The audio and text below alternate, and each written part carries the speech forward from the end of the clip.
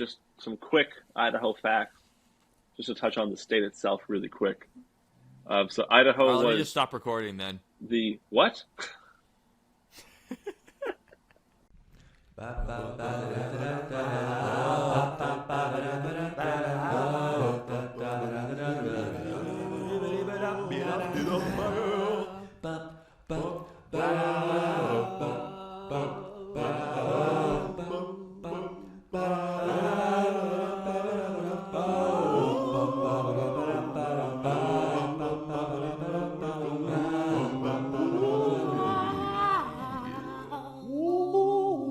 All right, guys, welcome to Wait, do it again. Pretty lame. Do it again. Dom was talking in the middle of it. Complete dickhead. 2, 3. Welcome to Dylan Joe Basin Podcast. I'm Dylan, and I want you all to think about something real quick. Everyone here and some of our listeners who have been perpetual and our first listeners, just think real quick while you're in the car. When's the last time you saw a really, really tall person? When? Just think about it. I mean, it's been at least a year for me. So anyways, I'm Dylan. I'm one of the hosts. I'd like to reintroduce you guys to definitely our hottest guest, Andrew.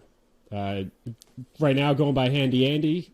He's expressed interest to start his own company called Andrew and Handy Andy Services. Andrew, say hi to everyone, then Joe and Dom will chip on in. Hottest guest, Andrew. So hot. Andrew, you've been on this podcast before. What has been your experience with, do people ask you for your autograph a lot, or are you inundated with questions about cryptocurrency since you've been on, or what's it been like for you? Yeah, it's been hard going out in public ever since our debut episode talking about nuclear energy. And then we talked about Bitcoin later, and I really haven't been able to get out of the house without being swarmed. We hear this all the time. Wow. Yeah, that happens to... I mean, it doesn't happen to us, but for some reason, all our guests it happens to. I don't know what that says about us. We're kingmakers in some way. Anyways, I'm Joe. I'm the other host of the podcast, the Dylan Joe Basin Podcast. Good to see everybody again, and it's great to have on our good pal, Andrew, back in the pod. He's one of the OGs. I believe, if I'm not mistaken, he's our first guest ever. Is that right? I knew that. Yeah. Is that true? I believe he's the first guest we ever had on the podcast. And he's coming back. That was episode 6. This is the first episode he's on, and now we're at episode 77, I think. And he's coming back again. It's been too long. I'm honored to be here, gentlemen. Appreciate the opportunity. Mm-hmm. That's how you know he hasn't listened to the podcast since he left, because he would not be honored at all. Dom. I haven't introduced myself yet. Push Thank you very much, there, Joe. I am Dominic. Right. Former hottest guest, and I am honored that Andrew has been given the title. Yes. Now that I'm more of a permanent part of this, I think he deserves it, and I can't wait to see more of our hottest guests throughout tonight. But tonight we are talking about Idaho, but excuse my notes here, but not just Idaho, specifically the Bunker Hill Mining Company and the riots that happened on that fateful night when they just wouldn't get paid what they wanted to, and they took matters. Well said. I mean, it was a significant event in the history of labor relations in the United States, and that's what we're going to talk about today, in addition to a bunch of other bullshit. Dylan, if you read an AI-generated script this entire time, I will jump through the computer and get you. You know what? It's no one said I am or am not. We have some folks. We'll be able to tell right away if it sounds not like Dylan at all. We know how you talk, you son of a bitch. We have Starlink today. We have some AI things today. Yeah. That's a good point. Andrew is reaching us thanks to the good graces of our Lord and Savior Elon Musk and his satellite internet program, which I did not know. I will say I'm not like an Elon Musk like dick sucker, but this internet is pretty good. I was coming from HughesNet, which is like literally 100 kilobytes per second, to some what? As soon as you say kilobytes, it's like, all right. I swear to God, like my dial-up was better than what I was getting now. That was 20 holy crap. Ago. So you're probably on your phone. No wonder you had cable. You're like, I can't watch anything. I have to use cable. I'm one of the few humans left in the United States that actually has cable. and that's just because we had Under the age of 50. That's a good Yeah, qualifier. fair. Yeah, that's a big qualifier. In Nice. And this. as a great man once said, quantity is a quality on all its own, and me butchering that is really good indicator for the podcast. So yeah, we're talking about the Bunker Hill Mining Company, which, you know, for all our listeners, is not Bunker Hill, Massachusetts. Dom did say it's in Idaho, and it actually, I don't think that Dom picked this subject for this reason, but it is very poignant at this time. Currently, France is in a state of major disarray for uprisings because of this very kind of issue, as well as the U.S. economy is killing it so good. Everyone's buying houses, everyone's money's going up, gas prices are going down, and it's basically the golden age again here in America now that Joe Biden has been killed. But in the future, this might not be so timely. No, of course, it's a union issue. It's a crazy time, and it works out perfectly. I took the story on because I heard the ending of it, and I was like, I'm more than happy to talk about this stuff. But I believe you me, good listeners of the DJBP, it's more than a little bit of a mining union issue. It gets a little bit wild up in there in the year 1890, whatever. Oh yes, and this is not something that No takes one was a couple tweeting days about and it at it's the time. done. It was a big deal. Yeah, I mean, honestly, I can't name a single thing more famous. Well, from potatoes. Idaho The first thing than everyone this thinks of. mining problem. Potatoes, yeah. Yeah, Potatoes. and Other obviously than, you know, the you better potatoes. watch yourself around Andrew because he has roots there, and not just potatoes. They're also skiing and other such things. Andrew, why don't you Andrew, give us any a relation breakdown to of Idaho? the 1899 Bunker Hill Mining Company riots? I mean, any of your bros and fame Yeah. fuck shit up back I there? don't have a ton of relation to the specific Coeur d'Alene area, which is where this took place, but I do have some friends that live there. But no, I have been in and out of Idaho my whole life. Sun Valley, Ketchum area, which is pretty much known for their skiing. There's actually a really Gotta interesting catch 'em story all. about how Sun Valley, Ketchum came to be, but maybe that'll be the topic of a future discussion. I think it sounds It has to great. do I with doubt it. railroads. It does have to do with the railroads. So, but anyway, I won't. I don't want to divulge too much. But Can yeah, you give it's us got- like a good old minute and a half summary of Yeah, how it came to yeah, be? I think basically, we're on the yeah, topic. Yeah, what's Idaho about? Let's to let you? it rip, dude. Yeah. So Ketchum Beyblade. / Sun Valley, they're right next to each other. It basically was founded because Union Pacific Railroad was trying to attract people to come live in that area, and so they basically created this resort town where they would pay for famous celebrities to come and live there, and then promote the area.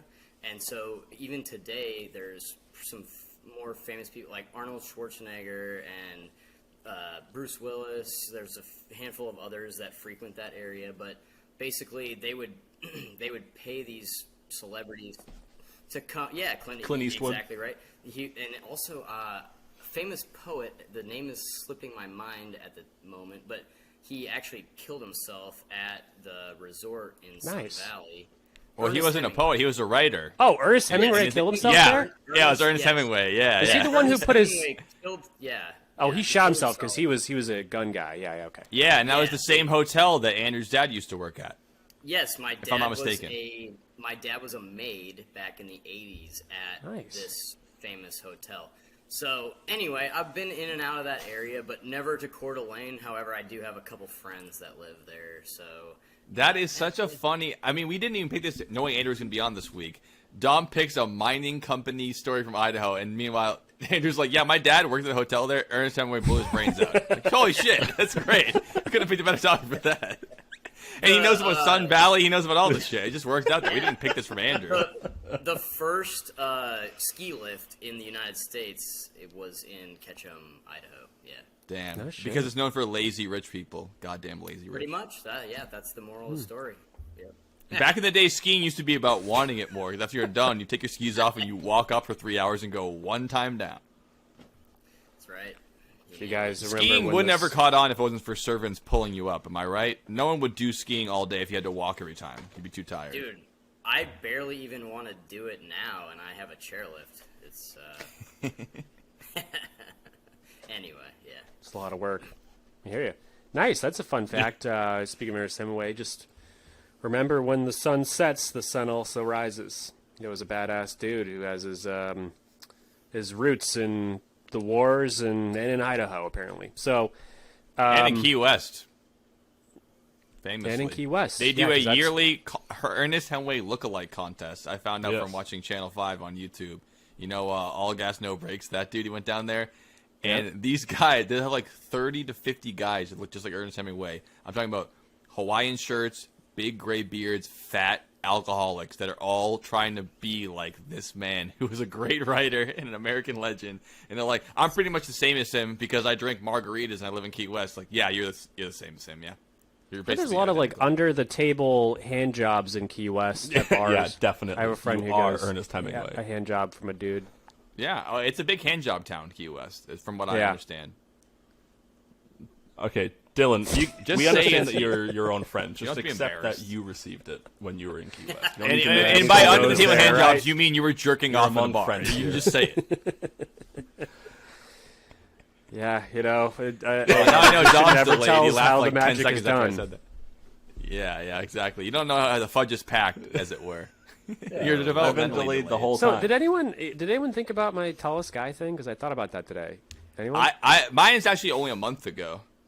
Like a really fucking tall person. Like you never know. Yeah, he was like 6'7", 6'8". Like he was tall. Like the guy, you know Sean. He's been on the podcast many times. He's the quote unquote tall guy at work. This guy was like looking down at him, and he got super self conscious about it. It was so funny hearing him like. You And get he'll never scared? listen to this. He listens to the pod, but it was funny hearing him be like self conscious. Be like, he's not that tall. I'm like, hey man, welcome to my world, bitch. Like you're a foot taller than me.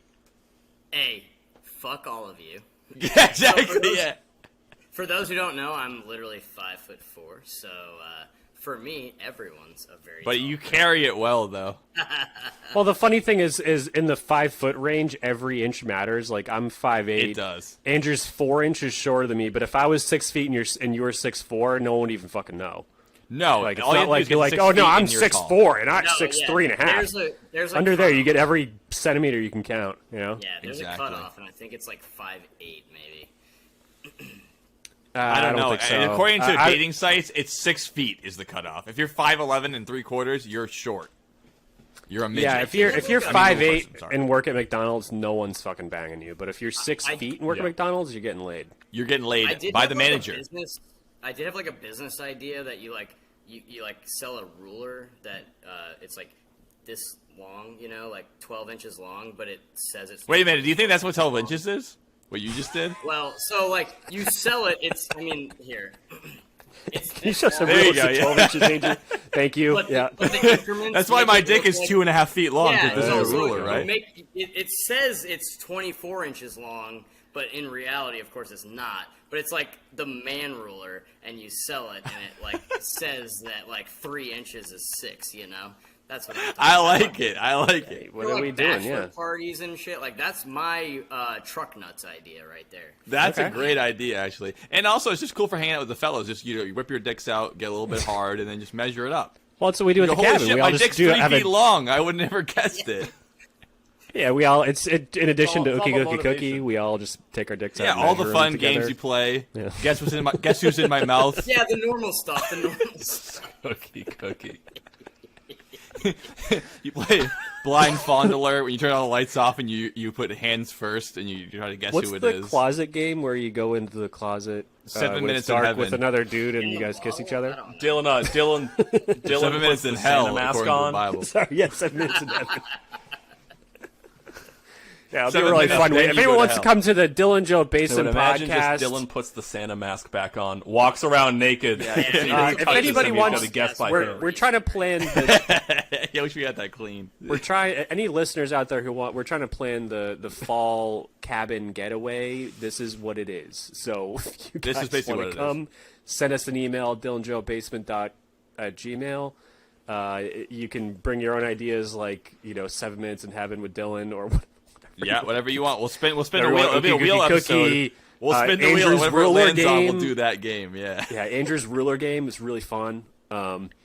If you're 6 inches, you look like you're 12. It's fucking sick. You take pictures, send them to your girlfriend, boyfriend, whatever, and yeah, Whatever you're cool. into. Yeah, whatever. Yeah, Yeah, both. Yeah, that Theo Vaughn game where you like hold each other's dicks until someone gets hard, and then whoever gets hard first loses. Yeah, Yeah, we play it's that. a good game. Yeah, or you can That's play. funny you call it the Theo Vaughn game because when you introduced it to me, you said my grandfather's greatest pastime. It's interesting now you're being recorded, you changed the name of it, but it's whatever. Every family's different, I guess. I'm not gonna. Or the other knock game where Grandpa you for take that. where you both have a boner and then you dock them together and someone pulls over the skin over the other one, so you're now one. Oh yeah, That's a fun fun game. one. That's a We really are cool one. game. Yeah, Yeah, you become just one. like wraps it over it so they turn into one big line.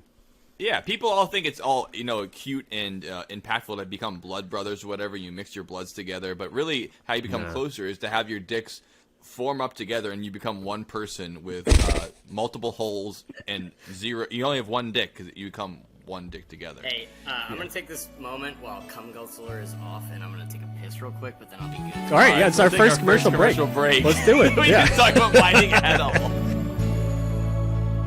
It's a working man I am. Now this is pod racing. And I swear to God, if I ever see the sun, or for any length of time, I can hold. All right, guys, welcome back from our first bathroom break. I'm Dylan. That's Leroy I'm Joe. Jenkins, Andrew, and Andrew. and Dom. So we're All right, talking so I about think the we should at 18. least get started. Dom's frozen. This is great. We waited the whole time. It's okay. We'll survive without him. Yeah, let's start cranking through this whole Bunker Hill Mining Company thing because it's pretty cool. Yeah. You mean the violent confrontation between union miners and company guards at Bunker Hill and Sullivan Mining Company? Yes, I do mean that, but I thought I'd start a little bit earlier than that since that is the initial thing. I'll just run through this really fast. So this mining company is started back in 1887, and it's still obviously it's after the Civil War, but it's still in that growth period of American economy. Andrew already talked about the fact that Union Pacific, is that the right word?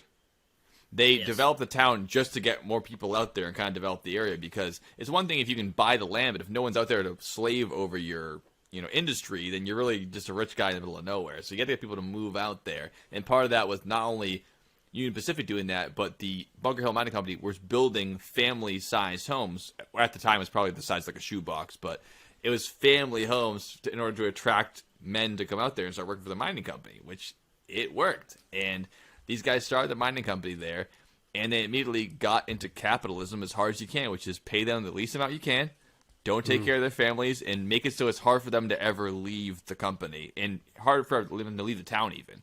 They And started hard for doing them that to shit like- unionize. That's the most important thing. I don't know if you said that yet. Yes. the I most haven't said important it yet, but that's a great point, Dylan, because if anything, you make it impossible to unionize if you can.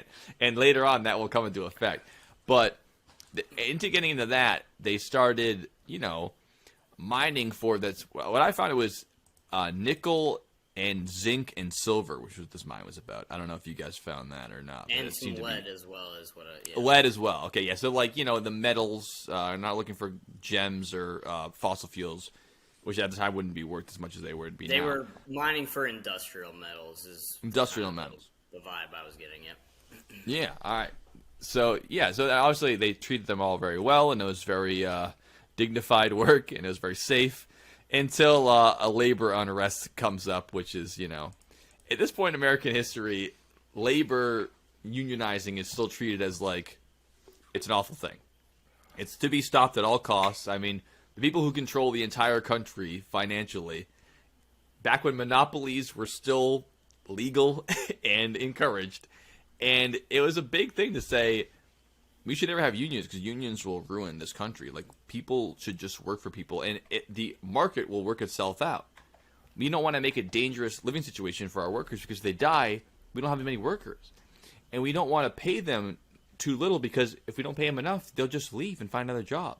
So we're going to be as fair and balanced as we can in this economy and just keep your hands off us. We'll just do it ourselves. Capitalism in effect.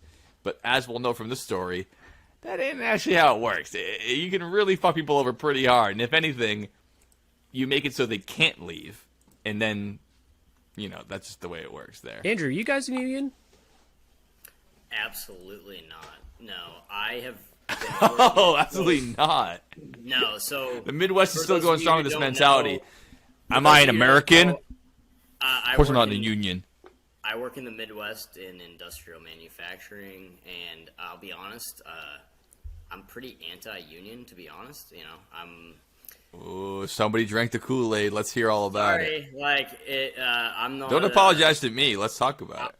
I would be like in this analogy. I'd be not a supervisor, but more like slightly more. Middle management. Yeah, well, like I would be more The guy who incentivized. sucks the boss's dick. Is that fair to say? Sure, let's go with that, Joe. Thanks. There are very big pros to union, of course, but I'm not an operator, so I'm less inclined to be super pro-union. If I was an operator, I would definitely be pro-union, I think, but I'm the person who has to kind of be middle between an operator and the corporation. So like, You're in unions maybe are- the toughest spot as far as that goes. yeah, If you're it's a stuck tough in spot between to be those in, two. to be honest. Like, I'm pro workers' rights, absolutely, but there is a fine line where like unions kind of overstep, and then it makes things super difficult and inefficient to operate. So, like, anyway, I do No, it's have good. a little bit of a unique perspective because I do work in like modern manufacturing, and Yeah, no, I want to hear about this. I don't think we should skip Yeah. by it. I want to hear more about it. yeah. So, like, I purposefully look for places to work that are non-union because of what I do. It makes it way easier to operate, Right. and I'm not necessarily in the pocket, of course, of any particular corporation. And Sure. I am extraordinarily sensitive to the rights of the people that I mean, I work hand in hand with operators every day. So I want to make sure they're safe, and I want to make sure they're earning like top dollar. But also there are some drawbacks, like in terms of inefficiencies, like where union leaders will try to kind of slow things down, and it's like not really optimal for either side. So yeah, I'm pretty neutral, I guess, in terms of where I work, but like there are situations where it's like not really ideal. But back in these days, Can you give us an example of one so that I don't just group you in? Obviously, I know you and I love you, so I'm not going to group you in any category. But it seems like you've climbed the ladder enough to where you're started being against unions. If you climb a little bit further, you'll be completely against them. And if you get even Sure. further than that, you'll think that they should be illegal. So it seems like Yeah, you've climbed so- up enough that now they're kind of more of a hindrance to the efficiency than they're not. So can you give us like a real world example where you could say this is why I respect unions, but this is where it actually ends up being worse off? Yeah, absolutely. So like a pretty good example would be like they try to draw like really strict lines. At least in my experience, like I'm not very experienced with unions because I particularly try to avoid them because of what I've heard. But Right. basically, like they'll try to draw like very strict lines of what certain job titles can do and what certain job titles can't do. And so, like for example, Yeah, for trying to me, protect people's like job descriptions, whatever. But like he doesn't have to do that. It's not his job description.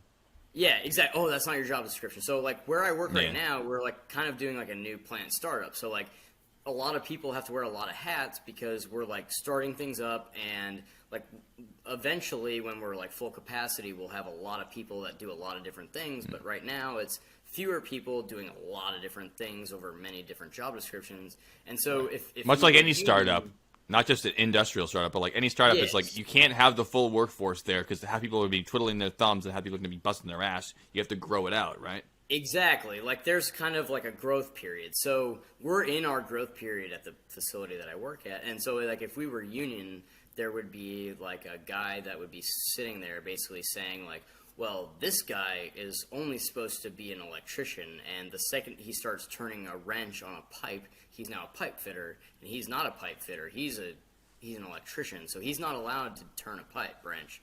So Yeah. it makes things kind of complicated, and it makes you have to bring in a lot of different trades for a lot of different things, where we might have people who are more than qualified to do a particular job, but like because of the union rules, like they basically prohibit you from doing certain things, even though you might be perfectly qualified. So it just really slows things down in certain cases. Now, there are other cases, like let's think of the flip side. So like maybe there's a situation where you have a person of a particular job title and they're doing a job and they raise a safety concern, and maybe there's a situation where the supervisor is like, well, I hear your concern, but I don't think it's warranted, so I just need you to keep doing what you're doing. And in that situation without a union, they basically have no recourse, and especially where I work, which is like basically a at-will employment state, like we can theoretically like get rid of someone for no reason at all. We don't where I work, we don't do that because labor is tight and we're trying to attract and build up the labor force as much as we you want to get some kind of sustainable labor force that you don't have to be. No one wants the revolving door in a industrial. You want it to be. It's not like a restaurant. You want people to be used to it and be reliable and have it moving. So it makes sense that you'd want to. Yeah, like if I have my choice, like I want a multitude of people that have a multitude of skills so that we can attack problems without a lot of like red tape, for example. But unions tend to silo people a little bit, in my experience at least. And the silos may be good when there's problems that are like really faceted, but when there's problems that are like multifaceted, it just makes it really hard to like get things done. So yeah, like a healthcare union would make a lot more sense in this example, just because those problems are faceted. You're a nurse, you're a doctor, you're a surgeon, you're this. This is actually your job. Specialty. If you're the nurse, you should not be cleaning the toilets. Whereas in engineering, when you're on the work floor, you have to have you have to wear a couple different hats. You can't just throw a nurse a scalpel and be like, all right, we're a little late. Just get it started. Yeah, exactly. So I'm also, to kind of add on to your thing and summarize things a little bit, because we're kind of talking libertarian and conservatism a little bit. Obviously, the libertarian and conservatism? Yes. Like liberals and conservative. No, libertarian I wouldn't consider libertarian liberalism. Is very conservative. Libertarian is conservative. It's like zero government, zero market. All right, I'm just stupid. No restrictions. So what's all right? Let's just say liberal side of things versus the conservative side of things. I just learned that word today, so that says a lot. No, there's a guy named something Nasib something or whatever, and this is not my words, but in his Nassim Taleb. Yes, that's exactly who it is. So he says this is kind of talking about unions, and it's really talking about government as a whole. But with his family, he's a communist. With his close friends, he's a socialist. In the state, he's a Democrat. In higher levels, he's a Republican. And in the federal side of things, he's a libertarian. And so he wants no federal government. Well, bigger groups, he wants more conservatism. Smaller groups, he wants, like him and his family, he's a communist. He thinks everyone should share, everyone should be, because communism, he says communism comes from the heart and capitalism comes from the head. It's hard to argue with that. I actually agree with that. I think I'd say that's a pretty good response. That's pretty astute. Yeah, it is astute, but unfortunately, you can't pick all forms of government for each individual sector of your life. You kind of have to pick a larger scope, and that actually brings in what Andrew just said about unions, which is that you can see both sides of why it's difficult.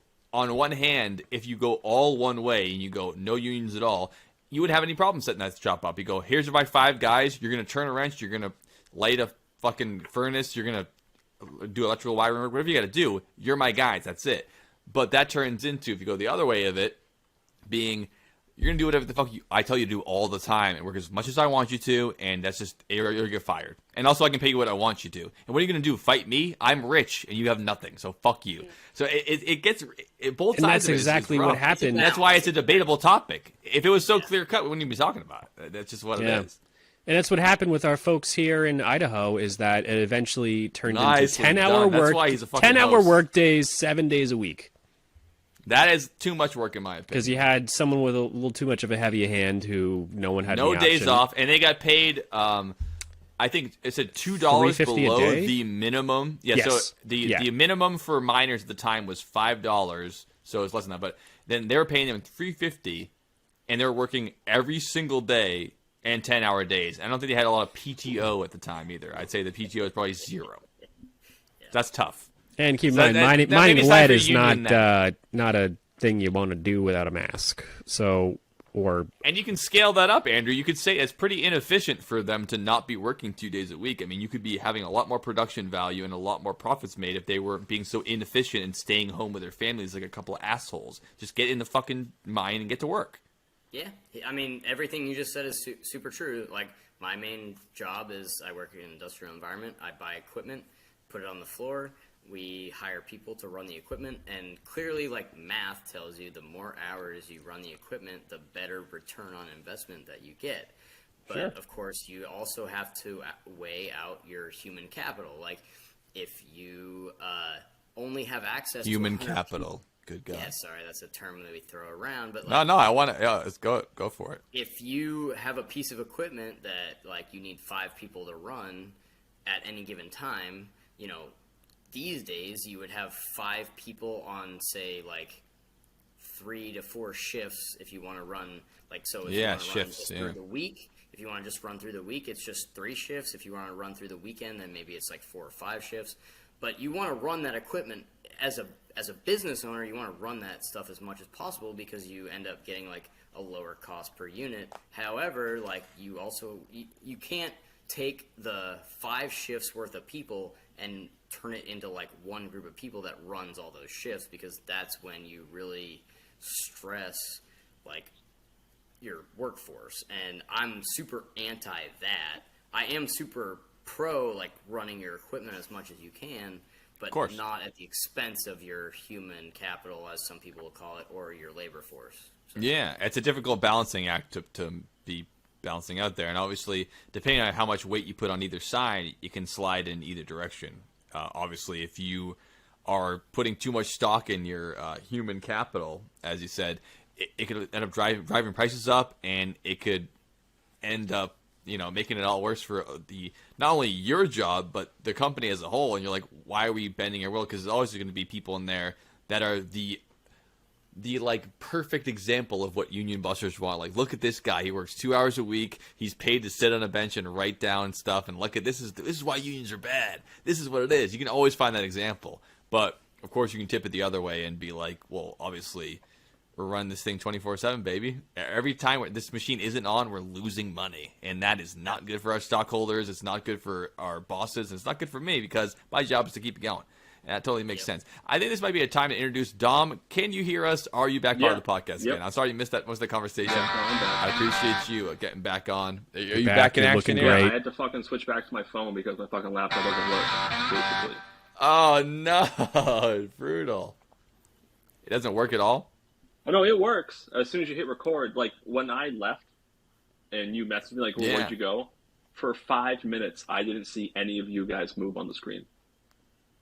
Couldn't hear anything. That's brutal. So I'm trying to calm down. Time for Starlink. I'm very angry right now. I'm trying to calm down. Maybe you should get Starlink. Haha, you should, Dom. I mean, you're very, very, very angry, and you're going to attempt to send a You're in letter major telling city. us how angry you are. Well, Joe, what's that guy's name? What did you say? I talked over you. I am very, very, very angry, and I'm going to send you a letter telling you how angry we are. I don't remember who it is. Hans Bricks. That's Hans Bricks. Mm-hmm. Good job doing. Well, I think his actual name is Hans Blix, but of course we know. I always thought it was Kim Hans Jong-il. Bricks. That's what I thought must be too, Hans but Blix. They were doing. Yeah, They were doing it. Yeah, they were doing it. Bricks, Yeah. We don't have Yeah. to call it. So let's get into what exactly happened. We gave you a quick history of the mining company that's what and unions that are, they're that's what it is. shitty as fuck. And So I wanted to give an example of this, starting out with their 1982 labor unrest, which happened, which is their first. You mean notable... 1882? Oh, sorry. Yep, not when I was born. 1892, when Columbus sailed the ocean blue. On July 11th, violence erupted during a strike at 2 nearby mines. So this is other mines in the area, and it starts to build that the proletariat, all the bullshit poors that are just workers, they start to get all uppity, and they think they deserve something just because they're all angry about not getting paid anything, which, of course, we're against that completely. And because the other 2 nearby mines were going off, a strike started as well at our Bunker Hill mine, and it resulted in the deaths of 3 union members, a Pinkerton detective, and a non-union worker, which is the biggest tragedy of all, according to Andrew.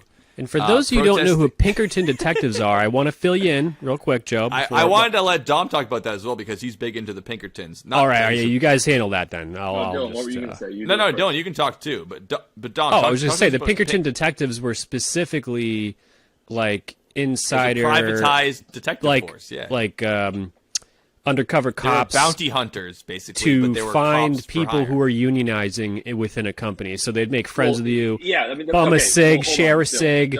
It's more than that though, because it started in the Old West. It started when there was no FBI. All right, then I'm going to go fuck myself because it sounds like you guys know more about it than I do. So Dom, no, but sorry, I just talked over you. Tell us what's up, you guys. Dylan, Sorry, you can't just be throwing around the word Pinkerton detective without sharing a definition. So I'm just trying to help out. Let me talk for 10 seconds, then I'll shut up. Dylan is right. That is what they were at the time of this story, but they didn't start out that way. They started out as a privatized, basically, crime-fighting force for all these rich guys that live in the Old West. They're getting robbed. They go, I don't have any police. The sheriff ain't helping out. So they hired a private, it's like Blackwater, a private military police force to go hunt people down, the detective agency, privatize whatever you got to do. You pay the Pinkertons, they'll find your guy, and they'll kill him for you, or they'll arrest him for you, whatever they got to do. But they did not work for the United States government. They were a private agency. And they still exist to this day, the Pinkerton Detective Agency. They're still around. What the fuck? I bet their jurisdiction is majorly decreased. I'm pretty sure they've been downgraded to private investigators. Privatized? Yeah, they had a license to kill at the time. Yeah. In the Old West, they go rolling in and they start smoking cowboys. But make no mistake, like, private forces like that are absolutely still at play. Like, yeah, like Blackwater or that Russian one, the Russian one that they sell Russia out. Russia is a good example right now. Yeah, there's. Give me the name of the private forces in Russia. I think you guys. I wish I could remember. I just learned about this recently. But I know there's special forces is the Spetsnaz, but I don't know anything else besides that. No, this is a private company that is. Yeah, I know. I just hire them to come in and kill people for you, and they don't have to put it on the books. One, they're just the most famous. Like even with this Bunker Hill incident in 1899, the Pinkertons were not the only detective agency involved in it. Mm-hmm. But we'll talk about that. So as Dylan was saying. Well, and Andrew, real briefly, I'm going to plug like a book. It's called Confessions of an Economic Hitman. It's all about like private companies that are like contracted by the government to like. So exactly this, Andrew, to support what you're saying 100% is that I think Korean Air was shot down in like 1988 somewhere around Ukraine or Russia by a pro-Russian separatist group. There's been and actually no that too, but Malaysian Airlines, not MH370, the one that went in the Pacific, not the famous one. Only a few months later, Malaysian Airlines, another one got shot down near Ukraine or Russia or somewhere in that area by a Russian pro-separatist group, which would be exactly what you're talking about. Even that long ago, No, this was like in 2014 or 15 because MH370 got whatever the fuck in 2014. So. Damn. Yeah, so this is exactly what you're talking about. We could do an entire multiple episodes on just like private contracts. Mercenary armies that still exist. Yeah, that would be good. But we can't get too much into that now because we're getting off topic. So yeah, as Dylan said though, the Pinkerton organization was at that time, they were hired as union busters a lot of the time. They could track people down. They could find where they live, their families, their habits, and they could fucking intimidate them, strong-arm them, hurt them, they could report them, blackmail them. It was all legal. These fucking workers won't get in line, go find out what their wife's favorite color is, and fucking blackmail their asses. And Pinkertons were good at it. And that was a major reason why one of the Pinkerton detectives died in that event, is because a big fucking fight broke out and people were pissed off.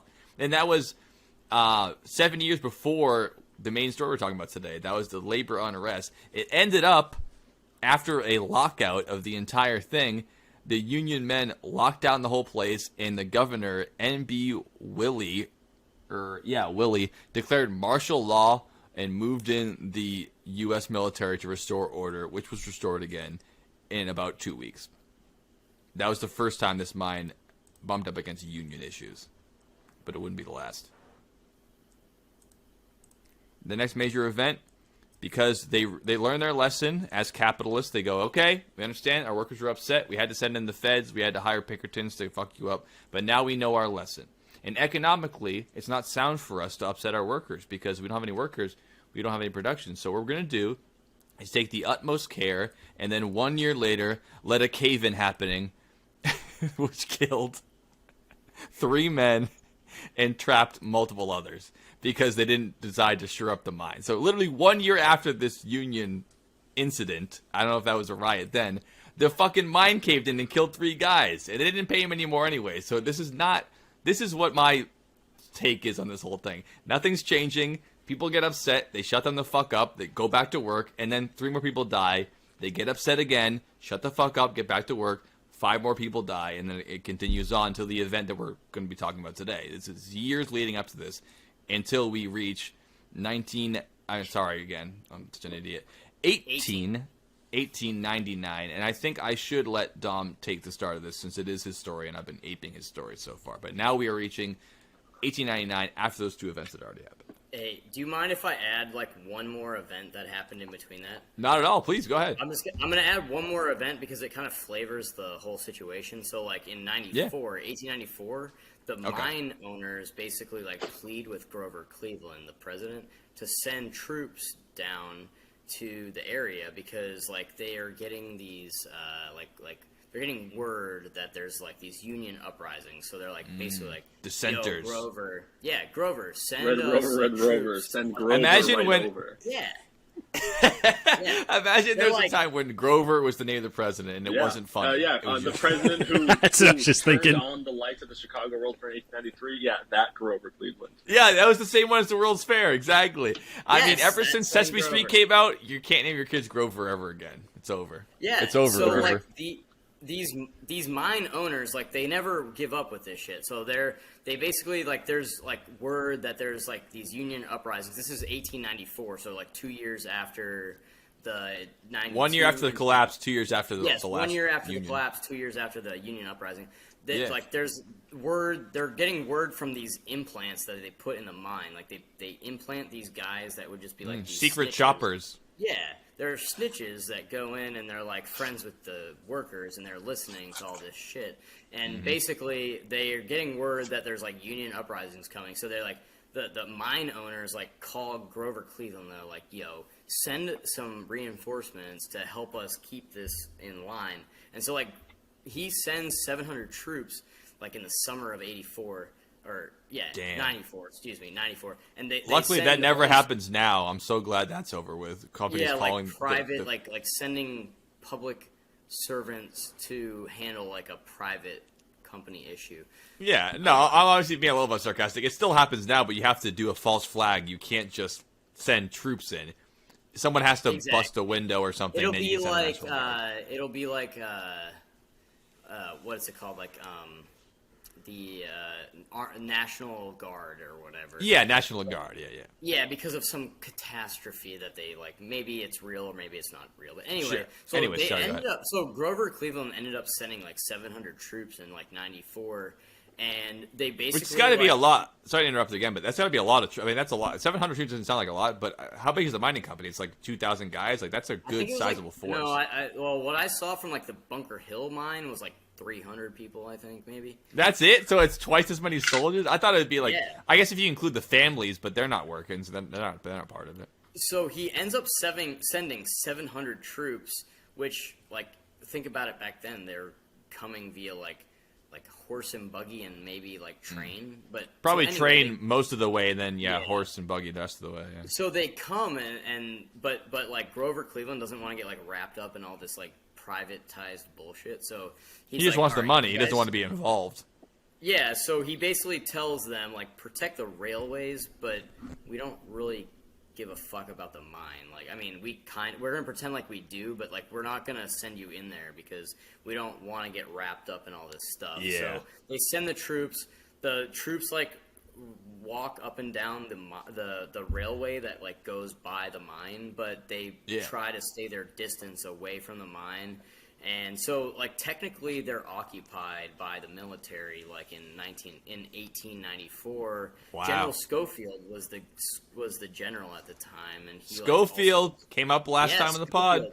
Yeah, so Schofield was around at the time, and like at this point, I don't know what the wages. I mean, you mentioned the wages back in like the 2 years before this, but at this time, it's like I think that this area is getting paid like $2.50 a day, and like non-union mines are getting paid, or excuse me, union mines are getting paid like $3.50 a day at this point. So yeah, which is a sizable a pretty increase. Sizable percentage of what they would normally get paid. Which they're doing a similar job to you in the same area, so you'd figure you'd be paid relatively the same amount, but not if you're not unionized. It's the same skill set, the same job, essentially, probably the same cost of living. Roughly, and they're making like basically like 30% less. It's like a pretty good amount. So the troops come in and basically they're like patrolling the railways. The railways, and then after a while they're like, this is kind of bullshit, like there's nothing happening, you guys are just being greedy, like we're gonna leave because we don't want to be wrapped up in this political drama. But like technically for that I think it was like 6 months at that time, they were considered occupied by the military.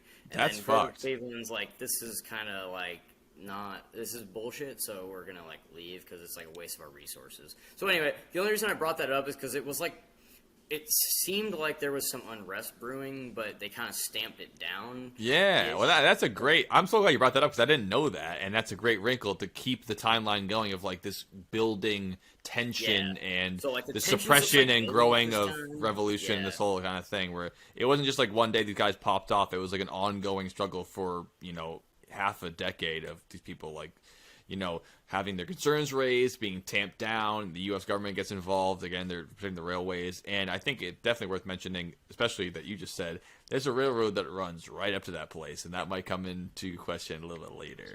Sure. And I should pass it off to Dom and Dylan here now. I've been talking quite a bit. If you guys want to talk about 1899, the labor unrest incident. It doesn't have an official name. Either one of you can start. Dom, can you hear us? I can hear you. Okay. So Dom can hear you, and I can That's also all he hear you, wants to Joe. say. Okay. Well, I can keep reading it, but yeah, no, I don't have a whole lot to add. That's in addition to yours. Besides that, Well, no, I just mean not like looking moving for an on to addition. the main thing we're talking about today. You don't have to comment on what me and Andrew just said. Just like let's get into the main event. Let's do it. How's it go? let's go. That's what I say. think the important thing to mention was that by this time in the late 1890s, the Bunker Hill Mining Company was producing daily thousands of pounds of both lead and zinc.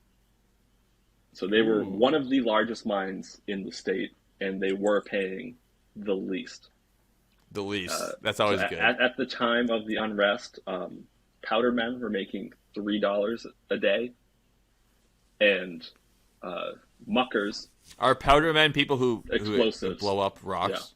Yeah. Okay, yeah. And then the muckers or shovelers were making $2.50 a day, and that was I muck well. I muck well. very well. And that was $1.50 to $2 shorter than smaller companies. So we were talking about the skilled workers' payments, not the laborers' payments. Well, muckers are laborers. You can run a shovel.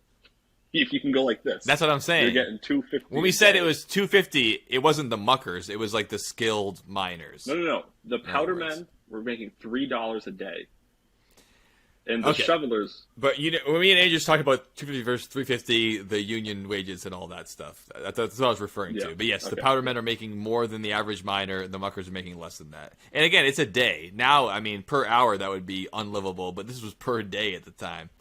Pretty wild. Yeah, and there's still. Smaller mines are paying their workers better than this major corporation is, basically. Mm-hmm. And none of them are being forced to do this, but, unionization might... Yeah, well, it was similar to, like, the... and again, I don't know what you guys have already talked about because of my wonderful internet connection. That's not a problem at all. It's similar to, like, the Carnegie Steel towns, where it was like, oh, yeah, no, you work for me, but also I own the house you live in, you pay rent to me, so you can't go anywhere. You can't make enough to move away. They still do it in other countries too, where basically it's like Walmart bucks, where you get paid in mining dollars. They had then, or it's like Monopoly money. You get paid in money for the town. You can spend it in parts of the town where I make the money again, and then you buy food there, you pay rent there. Basically, you're just a slave, but you have money moving around, so you feel like you're not a slave. Yeah, but what a fuck fest. I mean, imagine you decide to call out of work because you fucking It's like feel the like Olympic, Olympic village village, where we're just just a fucking all the time. it. It's a mining village. No, but the- imagine So much more smells and hair. call there. out of work. What's up, Andrew? The World Cup in like the desert this year. Yeah, Qatar, the world. Fuck, more like it. Yeah. Go ahead, Dylan. You call out of work because you fucking don't care, and then like you pay rent to us, your job. We know where you are. We saw that you went to Water Country today. You called out. We own Water Country. We own your house. We own our fucking job. Fuck off. Like that's Yeah, you're you're not just completely fired controlled. now. You're homeless too, instantly.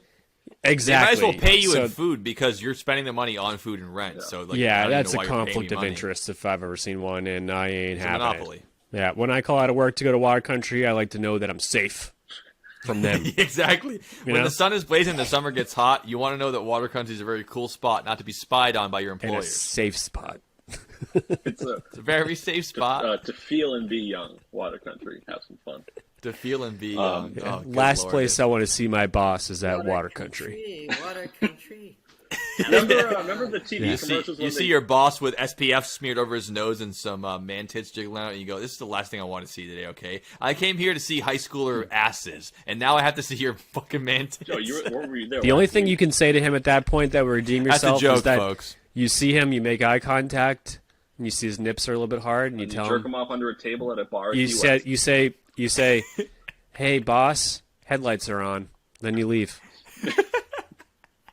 If his nips are hard, There was you the tell him old his headlights Porsche are on. still in that had the headlights that go up. Where that was a Ferrari. I mean, there's There's a lot a of cars. bunch. There's the Probably Fiero, both, yeah. the The Nissan Pontiac 240 SX, Fiero. the Ferrari F40.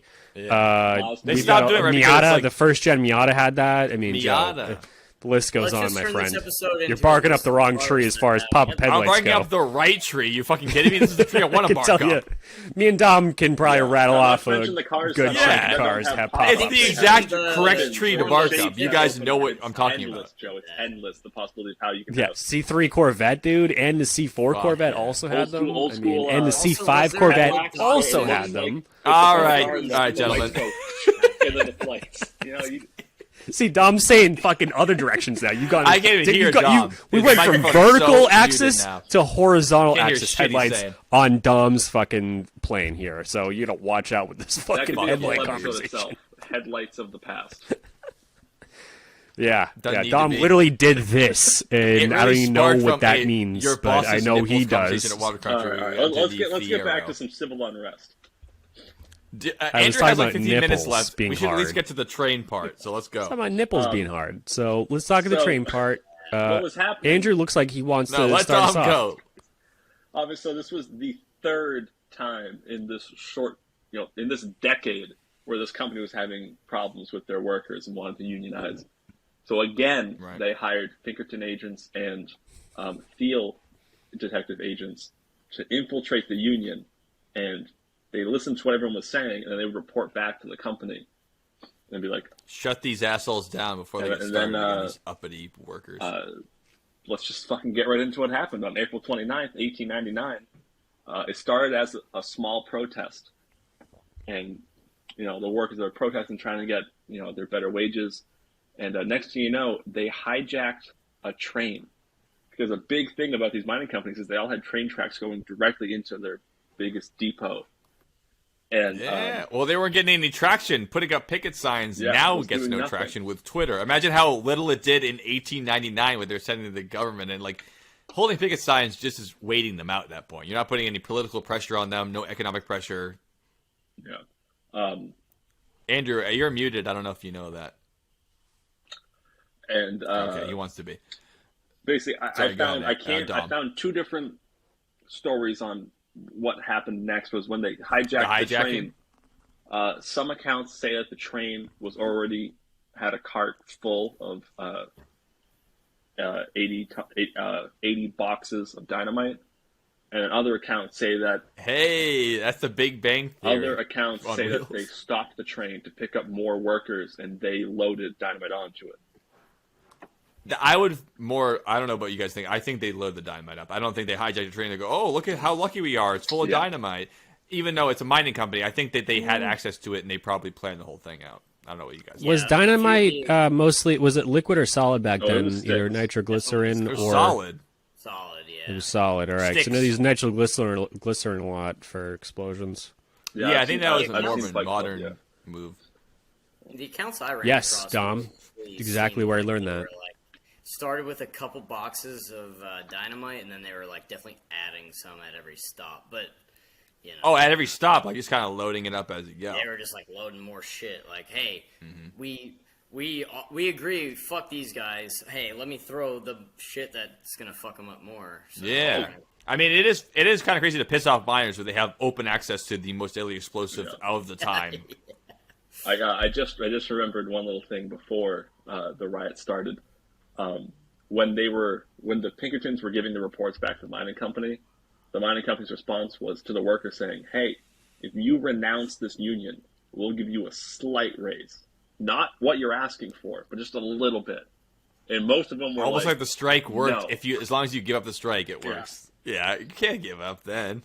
You're too deep in. So that they hijacked the train. It was fucking full of explosives, and they rode it all the way to the end of the lines at this big depot that had the company's concentrator, which is basically this big fucking machine that, because you're not in the mine digging up like, oh, look, there's a little piece of lead I found. You're getting big fucking bundles of shit, and the concentrator basically breaks sift it it all out down later. and sifts through it and separates it between dirt and whether you're getting lead or copper or zinc out of it. So they got there, parked the train, they detonated it. Train blew up. The whole warehouse blew up. There's pictures of it, Joe. You got to find a picture of it and put it up here at this point, where it looks like just you took a bunch of wood and just threw it into a pile.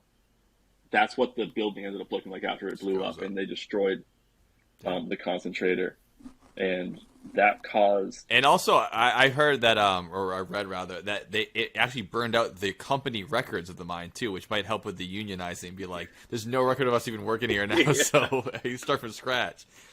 Very Tyler Durden-esque. Before we even dive into the whole explosion piece, there's quite a bit of color around how they all even got there. Like, basically, there's a couple Let's of hear it. guys.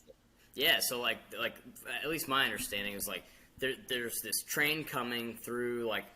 I wish I have a better idea of how far they had to travel to get. Yeah, I don't know that aspect of it. We'll see where if we they can figure it started these union mines to the non-union mines. So like to kind of, I don't know, get more a high level view.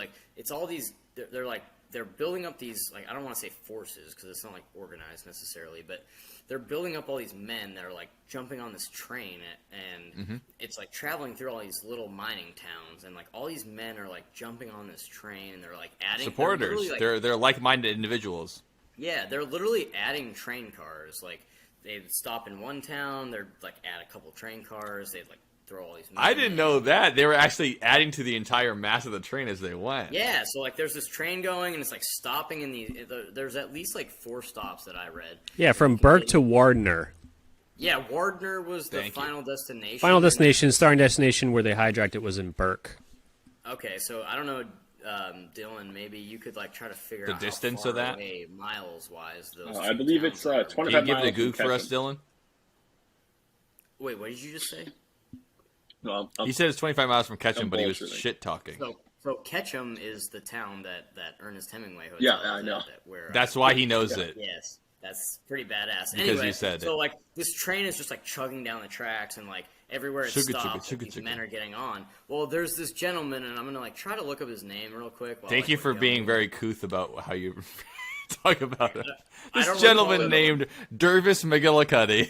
I'm sorry, I'm not gonna pretend Or like I Jarvis. remember his name off the top of my head, but basically, the moral of the story was there's this at least several guys, at least one to two guys, if not multiple dozen. It was guys. Frank Sternberg. No, That's the guy. Studenberg. That's such a good That's name a- for a train that's not a- jacker. Yeah, Frank? Frank So- Sternberg. Do not even mention that Well, so guy's first name of all, yet. they That have comes like later. the That's train not who you're engineer thinking of. hostage. No, have- it is who I'm thinking of because it's Andrew saying One at that a this time, is Dick at that Weeds. time, and Frank He's the Steunenberg governor of Idaho. it claims it is, but he claimed to have lit the no, dynamite. he did not. Yes. He's a Yes, liar. Fuck. Well, in any case, there's All right, there's a Andrew, I'm couple trying to help guys out. that are like hopping off these trains. I appreciate it, and Dylan. they're like grabbing all the guys they can find that are like, "Yo, we're gonna try and do the like." I don't know what their final intention was because like a lot of accounts say like, "Oh, I didn't know that this was gonna turn violent. I just was trying to like cause this uprising." That Yeah, I'm sure a lot of the guys didn't know the plan was to blow the joint up. Yeah. But at the same So- time, so- think about the time period. What's the most exciting thing happened to you that year? Some train goes by and goes, we're fucking rising up against the power. Okay, yeah, fucking whatever. I'm not doing anything down, today. I'm down. Yeah, they don't and this realize they're kinda about to will do a lead fucking in- terrorist act, which we consider it now. It's a terrorist It was strike. definitely a Yeah. basically. Well, and this whole train ride kind of will lead into like the aftermath of what happens Yeah. after all this stuff. But basically, like this train's like traveling through what I imagine to be like the mountains, and then like they're basically a couple of these Union guys that are like hopping off the train, like gathering up all these guys from all these different stops, and Right. they're like, "Yo, get on this damn train!" Like trying to explain what they're doing. Like I can't imagine they had a lot of time to explain, but apparently they're all like pretty on board with what's happening. Like the union see what you guys did there. are headed towards the non-union mine, and they're basically about to like tell the mine owners like, "Go fuck yourself. Here's our statement." So they're like, We're going to gathering all these unionize people. by force. They're adding train cars and they're chugging to Wardner. I think I can. I And- think I can. I think I can. Yeah, Oh, and there's wow. a couple like kind of head honcho like union, not busters, the opposite of a union buster, like head Union honchos. representatives, union leaders. Yeah, and they're the ones that are at least accused of like gathering the forces after the fact. So anyway, like the train is like Yeah, these people will be chugga-chugging. put in Guantanamo Bay now. Yeah, This is They're a gathering up homeland all these terrorist people. attack. They're gathering up, they're throwing dynamite. They're adding dynamite from all these mines as they go through, and then like I'm gonna sit back as you experts like talk more about what happened when the train got there. But it's not just like this. I mean, it's pretty unorganized, but like from what I was reading, It's a collective, though. It's not like it's a five guys collective, and crashed a everyone car. is, like very like on board, like they're all headed See what in you one did there. direction figuratively, like they Harry all Styles. agree. Anyway, yeah, let's go forth. Fuck yeah. Want to continue, Dom, or Dylan? Yeah. So when they got there and they, fucking blew the place up, fucking Kaboom. badass guys. Big bada Obviously, boom. that caused, fucking mass rioting. Like, it was a People got bombshell. upset about it, huh? And believe it or not, only 2 people died from the explosion. 1 Union, That's 1 crazy. non. All things in balance. Balance. So this was the second time that in a decade that the Idaho governor, and in this period, the Idaho governor was Frank Steunenberg. Doing that bad. He activated martial law and he got federal troops to come. So what was the last time it happened? You know, Grover was like, we already sent them there. You should have called us now. Now we have to send them twice. You know how much it costs to pay 700 soldiers to come out to Idaho and walk back and forth? And this time they actually it costs needed like $1 a day, which is going to bankrupt this country. Andrew, I got it wrong. I was thinking of Frank Steunenberg, but what I meant to say was Harry Orchard. even that's Harry- later Oh, too. no, that's a guy's union name. I don't know But the it's- guy's name, but in the it's- aftermath, there's a guy that he ends up going to jail for 18 years of hard labor because they accuse him of like organizing the whole thing. That's I well, don't Harry think you Orchard. organize, they Harry won't pay you Orchard. at all. Orchard yet. Okay, No one. you got it. Harry Dylan's Orchard just is looking on at all the pause. blue words on Wikipedia, and he's like, is this something? Hey, if you control F hard labor, it'll tell you what guy it was. Dylan controls hard Can't, labor. can't control F right now. I'm sorry. Control that hard labor, dude. You can do edit find on your phone and it still works on a browser. I'll tell you. Now, I'm going to control F hard labor and become a boss right now. You're like a Pinkerton there, Andrew. Control F hard labor. Who are those fucking assholes that I need to go Maybe after? find Arthur Morgan. It was probably Albert Birch. Might have been. They're all named after trees. Cochran. His last name's Cochran. Classic. Paul Cochran. Paul Cochran. Yeah. I think Paul? he's a Johnny Cochran. If the Paul glove doesn't Cochran. fit, you must acquit. Polly so Cochran. Paul Cochran was jumping off the train, recruiting people and bringing them back And on going, the train. And he ended up getting sentenced to Hooga chugga, 18 hooga years of chugga. hard labor for his involvement in essentially causing the explosion at the mine. Yeah. I'd be so pissed if I got that. They as had a to blame sentence. somebody. Yeah. Someone had to be the scapegoat. And it wasn't going to be the people who started this uprising to begin with, the owners of the mine. It had to be the workers that had to get all ornery about it. So, Dom, you know anything about the aftermath? Because it sounds like Andrew does know. What I I do really know about don't. is, so when martial law was declared and the federal troops came in, unlike last time where they were there for, I think Andrew said 6 months or 6 weeks or something like that. Yeah, but that wasn't to suppress them. The first time in 1892 was when they actually showed up and had to shut down the riot. Yeah. That was when they had to apply force. The time Andrew's talking about, luckily, they didn't have to actually, shoot anybody or anything like that. Yeah, well, this time when they were there, the federal troops were there for 2 whole years. Damn, that'll show And them. they constructed these basically makeshift prisons they called bullpens.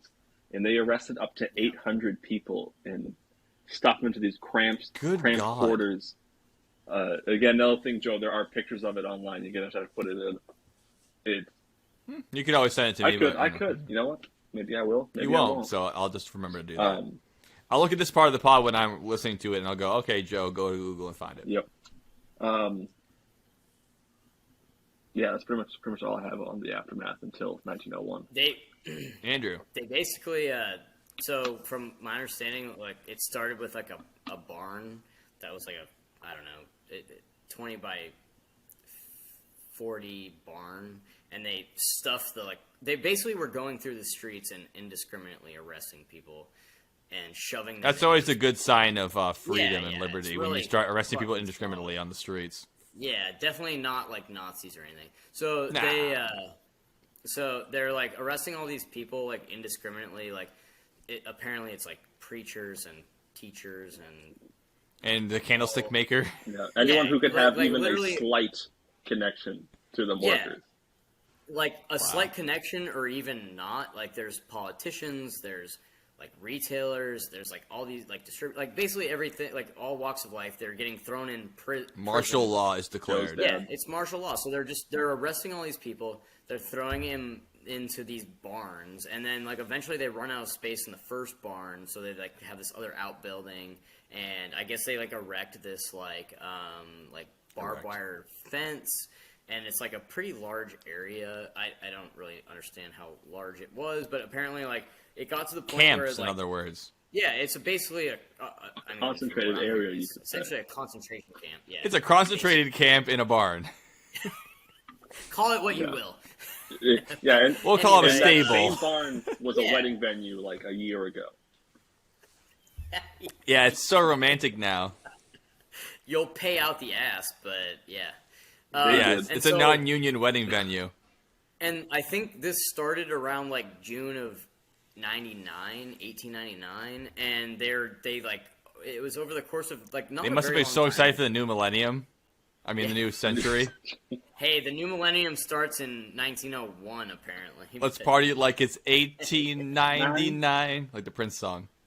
So they throw all these people in this place, and they end up running out of space, and eventually it gets to the point where they end up erecting like essentially their own Correcting.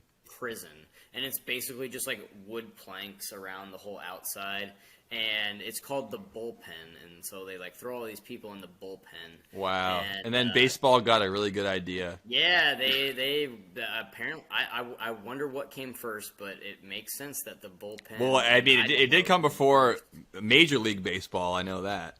Yeah, so Maybe the from- bullpen came first before that bullpen too.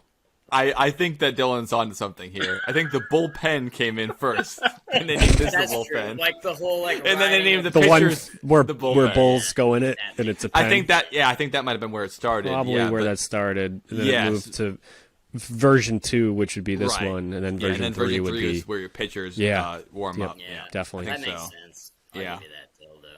I mean, there's no way to know for sure, but I think that's a good hypothesis. Not an expert, but Yeah.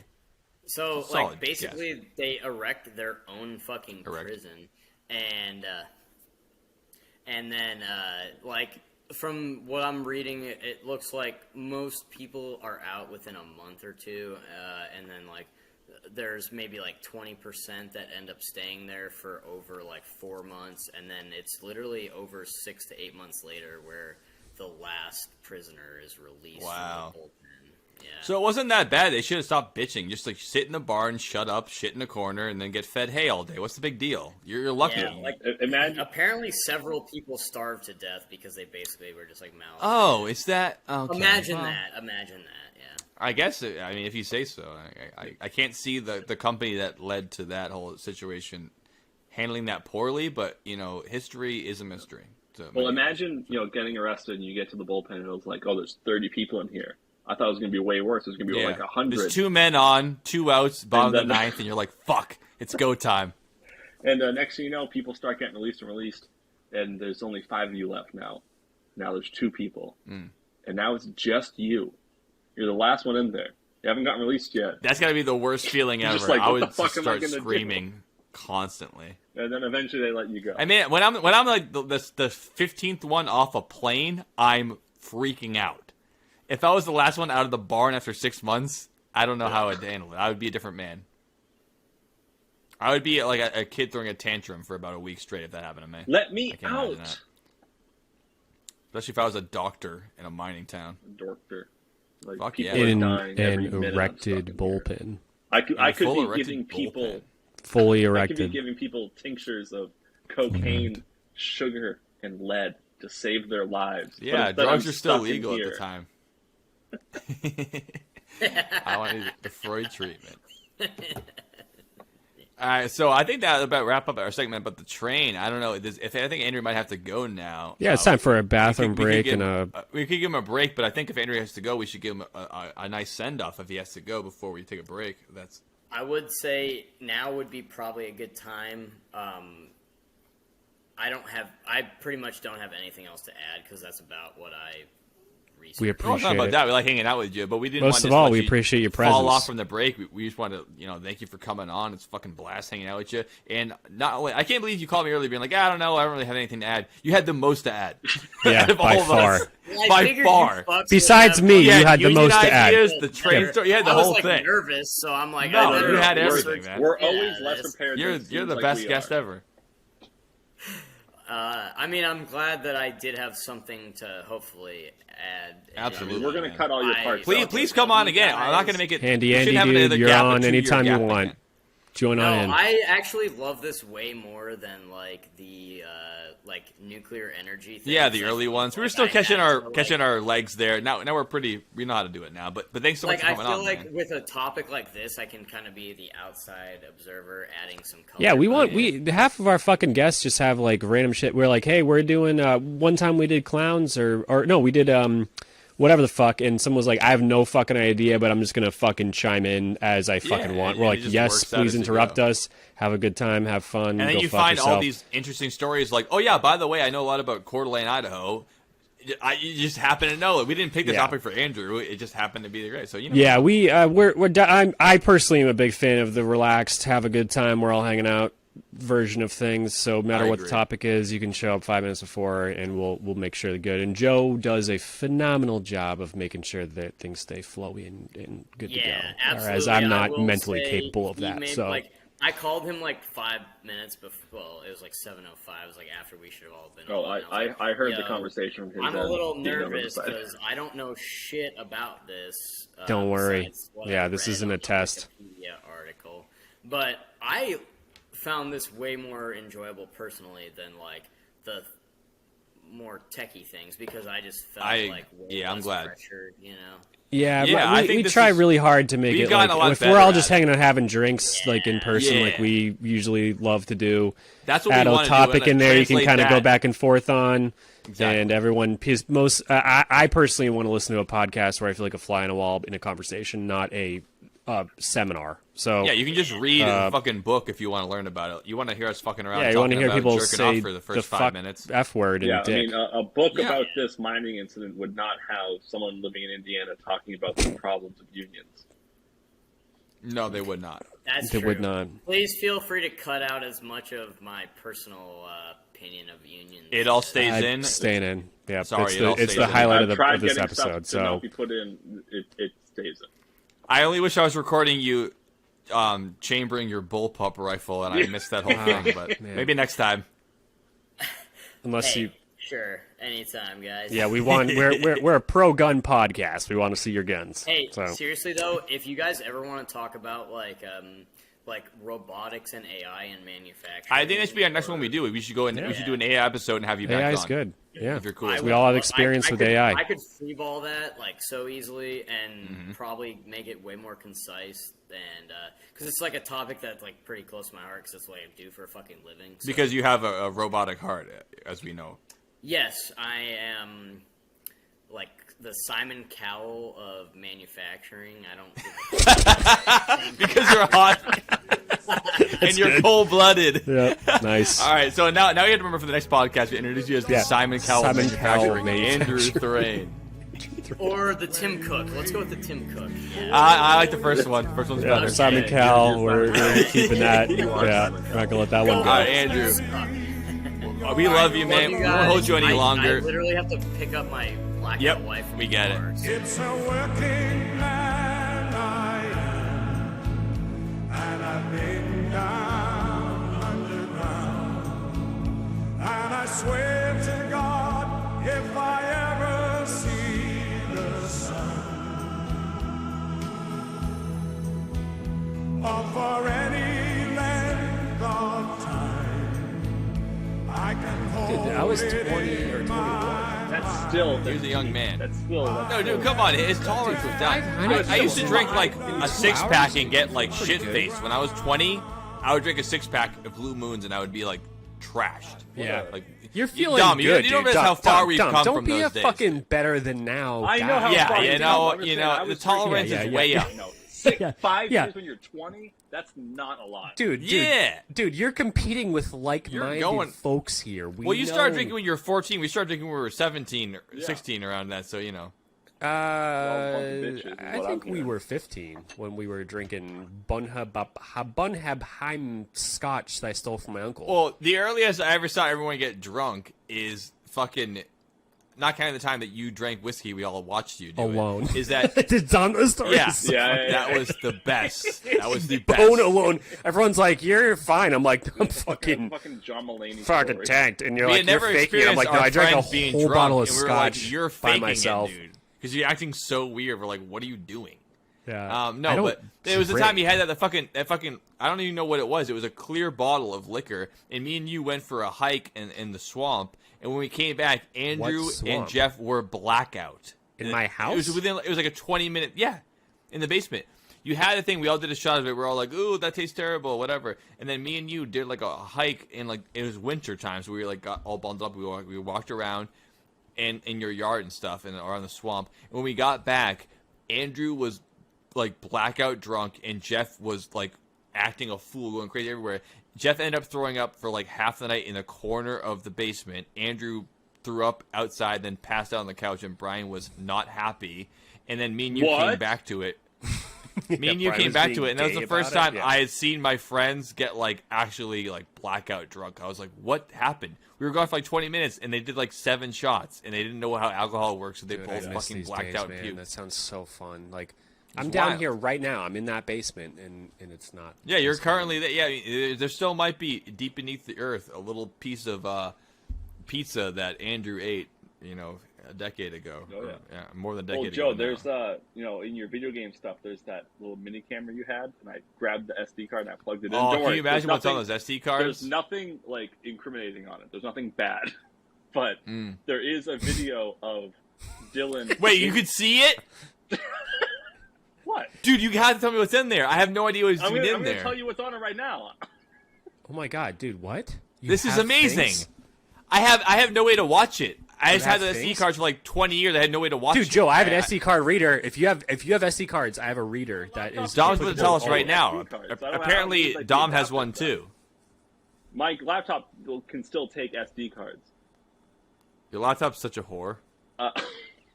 The widest. The widest. Yo, tell thing. me. So I think the thing you want to hear the most is it's a video of you guys in Dylan's basement. And you guys, what time do you, how old do you think you were when you had this camera? Like, I have no idea, but I have to see this footage, dude. Right after I watched the Corvette footage at the cabin, which Dylan will someday get online. No, I thought you had that already. No. Dude, that's the 5th time you said that in a row. Oh my god, dude. We have to upload it Holy with shit! it. You gotta remind me about this because I'm gonna Facebook maybe. I need to see that video. I can't. I didn't even watch it the night we saw it. I had no. Yeah. Holy shit! You've tried 3 times. It's too big of a file to put up there. We have to do it like upload it directly. You can't put it on like a cloud thing. But anyway, sorry, Dom. What is it? Because you're about to blow my tits off. So I'm going to guess you guys are probably 12, 13, something like that. Maybe me telling the story, Dylan will know. I think it when was 13 because I think I lived in Fitchburg when I got that. But I was not in high school. I know that. Yeah. It's a video of you guys in Dylan's basement, and you are shooting beer bottles with Dylan's brand new BB gun. Hell yeah. This sounds so. We had that on video. By that, I mean it's Dylan. It could have been lost in time. It's Dylan full prone, super serious, taking shots at these glass bottles. You guys are all just watching. Joe, you're filming it. Every time it hits it and like a little piece breaks off, you guys go, oh! Whoa! I can't believe you saw that, Dom. That's fucking amazing. This sounds. We gotta get this shit online. This sounds like a This commercial sounds for this week's so episode. Good. Yo, another one that's on there that only you and I will understand. Remember when we did that really big all the cousins at the Piccadilly pub? No. Oh, what was that?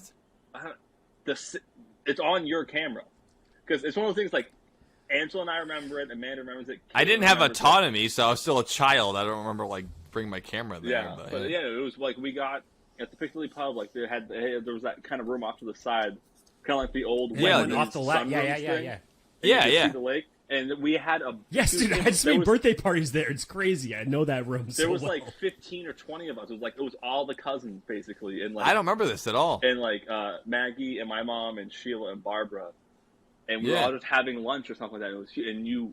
It was so things like it was such a big party, and by that like such a big group that all the food was taking forever to come out because they were trying to get everything out at once, and there was like 20 of us. Yeah. We were playing. Remember playing MASH on paper? I remember doing that at a lot of That's dinners, what but we not were that doing. night. Like, you Dude, have our family's video gonna of flip it. their shit if you put this. If we can get this on digital, like online, they're gonna flip their fucking wigs. I'll dig it. Because up all we have tonight. is your dad's VHS tapes from 1993. We can get fucking Yeah, dude, the you gotta mid-level put shit. both these up. I'm dying to see this one where we're shooting. Me too, things, man. We 'cause gotta get the shit on. It sounds. Yeah, I mean, The funny thing is, there the funny thing is, also it a video- sounds about right. So It sounds about right, dude. I should have thrown that shit away. I was like, "What is this old camera I haven't used in 20 years? I'll just throw it out." I'm so glad I didn't throw it out. I didn't even know what was in there. I had no idea. It's good dude, shit. and Well, the best there thing is Dom. You can't Dom, just turn it on and look Dom, at it like a no phone. one will ever know some of the best footage ever. Is that Joe? Did you ever box me and Brian? I feel like you did, Yes. right? Yeah, I got my ass kicked. Yeah, exactly. So yeah, we could. Yeah, definitely for sure. But But not only am I weaker than you guys used to fight each other for like 3 years before that. And you're like, "How about you show up, Joe?" I go, "Okay." yeah, and Harry You guys too. were practicing for like. So Dom, Yeah, but me and Harry, Bri- you know, me and- he's all limbs. Harry's you a and Brian pussy. had been practicing Harry got together angry, for like which years. was easy to handle. If you get too angry, Yeah, you can yeah. handle that. That was So my first time Me and boxing up Brian, here. starting in 5th grade, would go into his basement, put on boxing gloves. His brother Chris would record us in multiple rounds, beating the shit out of each other, That'd be and we'd so great to hit each see. other as hard as we possibly could. It's not sparring; it's fighting with boxing. No, this is gloves on. full blown fighting. No kicking. The only rule was no kicking, no nut shots. No, no nut you shots, didn't, you didn't say no head. Oh no, it was all head. Oh, All Jesus head. Christ. Oh, Wow, okay. So 100% that's why punching in the Chris- Can face. you knock So we out could your watch your it later. kid? Yeah, friend? yeah, exactly. Can I? My goal was to knock I out want to Brian. knock this guy out, and then hopefully Yeah. he'll go cold, and then his head will hit the cement floor Yes. on Manning Street. 100%. That was the goal. And then when Brain Joe was damage. there, our goal was to make Joe unconscious. Same with Harry. This is what Oh, we yeah. did in 5th and 6th grade. And, I just feel because I'm telling you, I was like either late 6th grade or early 7th grade. Like I knew that I was late to the party on even trying this out, and you and Brian were like, "We've been doing this for a while now. Like it's gonna be Yeah, fun." And we you get had my this ass down. kicked. dude, I still have an indent in my upper lip from my braces because we had braces. And Oh yeah, that's actually a really cool story. Everyone had metal in their mouth, so if you get hit in the mouth, it just sticks to your lips and you rip your whole fucking lip yeah, off. so someone would get you like so good that your braces Right in the mouth. dig become into your part gums, of your and you have lips. to pull your lip You have to off rip your them off. braces, and you're bleeding You can see the down skin your mouth. falling off, and you rip it off. Oh, it's so nasty. Yeah, we were glad I bleeding. There was never like got blood on the floor. This was like a real like thing. Well, the time that I fought, it was in that room. I don't know if you know Chris it, Dom. Cormier's It's like, fucking fuck room. No, I didn't fight. I didn't fight in that one. That's when you and Brian fought. I'm telling you, I fought at your mom's house. It was at the next to Mark's room, the fucking lounge area there. We fought there. We fought in this house? Yes, it was me, you, Harry, Brian. We did a tournament, and it was on the third floor, which Jesus, must have been you're so noisy as stupid. fuck. Yeah. And that's where we fought. Yeah, that's where I We're fought. at least. retarded. Yeah. Okay, that makes sense. No, I fought at at I Brian's never house. fought at Brian's house. And my whole point is that Chris I recorded refused to us- fight at Brian's house because Chris I knew better. I'm recorded like, I'm not us the fighting here. whole entire time on VHS. We had all the fights recorded, and then he recorded them over with Halo Kids, 2. those such a pussy. He recorded Halo 2 like Dude, spliced the same thing in- happened with our tapes of our Jackass videos in your yard. Brian recorded over with Halo 2 footage. Exactly. Yes. What a Exactly. Because fucking all his nerd. stupid fucking camera. We had We had- all we the. had- we Dom, could've had a me and- video of us Me and Joe doing and jackass all of us stunts. did jackass stunts It at my was mom's hilarious. house. Like every time we hung out, we'd jump off the deck onto ground. Like we would push each other. We Rubbermaid lit things down on the hill. fire. I had the yeah. green tractor that you probably had when you were a kid. Yep. It was like green Little Tykes tractor. I installed an exhaust on it, and then we poured gasoline in it, lit on fire, and then drove it around. And like we had all these cool videos, and they're all gone because Brian's brother recorded over them with Halo 2 Fucking montages. stupid. So stupid. We had good videos of everyone I'm hurting so themselves. jealous of kids now because we would have all of those and they'd be posted online right now. And kids now are We'd be such able to watch bitches. them right now. We were like, how can, like, hey, who's not a bitch, jump off my mom's deck? It's 15 feet off the ground. Don't Yeah, you be couldn't gay. do a joke or do a dance. Like the only thing that could be cool on video is to hurt yourself. Go and get hurt I got yourself. okay, I got some examples of some videos that we don't have anymore, and this was even like we were in high school. We had smartphones, but it wasn't like automatically. That's a bad backed up to excuse. I everything lost so like many of my now. tapes, but I recorded them. You know. Yeah, no, but I'm saying, but this was like we had smartphones, but everything wasn't automatically on the cloud. You had to pay to be on the cloud. So when your Or phone, you could have uploaded it, but at the time, there's not a lot of websites. yeah, there wasn't for a it. lot. That was like Well, YouTube as existed, iTunes so was you know, dying. come on. But It would still be there. There's still a video of our pep rally from Hudson Catholic on YouTube because I uploaded it when I was like 17 years old. So it Was could that have been really, still because alive. I have No, a I was theory not. that is it still there? Have you checked recently? I don't know if it's still there, but my Irish cow, which is my YouTube account, that's not Dylan Joe Basement Podcast. The profile picture is a clip of that video. Because I think I have a theory that if videos are so many years old and haven't been viewed in X amount of years, they get removed from YouTube because Brendan's videos. No, that's not true. They get removed for other reasons. There's old as fuck videos. It's been like 10 years since I've done car things, and they're all still up on an account I don't touch. Yeah, but no, I'm saying well- I'll take people. Okay, let's put it this way: Brendan did not delete them. Cryptor at the Hudson High Talent Show is no longer on YouTube. That's a It could be fucking for other fucked, reasons, though. Because that was What like, reason? They were original songs. There's no copyright thing. I don't no know, swears. but what I'm telling you is I'm about to show you the exact video. This is the crypto one. This is not crypto. No! Pep Rally thing was fun. Can you hear it? Yeah. Yeah, I hear it. I was not at this. Not so long ago, in a galaxy not so far away. Is that Jeremy? Harry, Andrew, What are you doing here? Bobby Cato, Jeremy. We're here to sabotage your football team so they cannot win tomorrow. Sorry, you clever face much. We're not going to let that happen. How are you going to stop us? Stop us. You're dealing with the Green. It's going to be easy. We will destroy you. We will destroy you.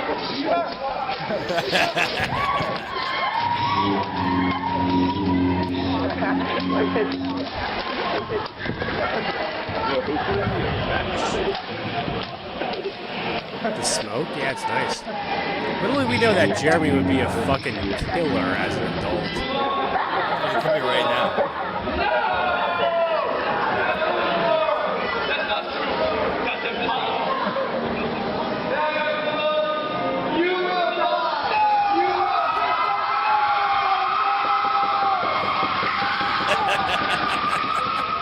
Pretty good, huh? They didn't delete that one.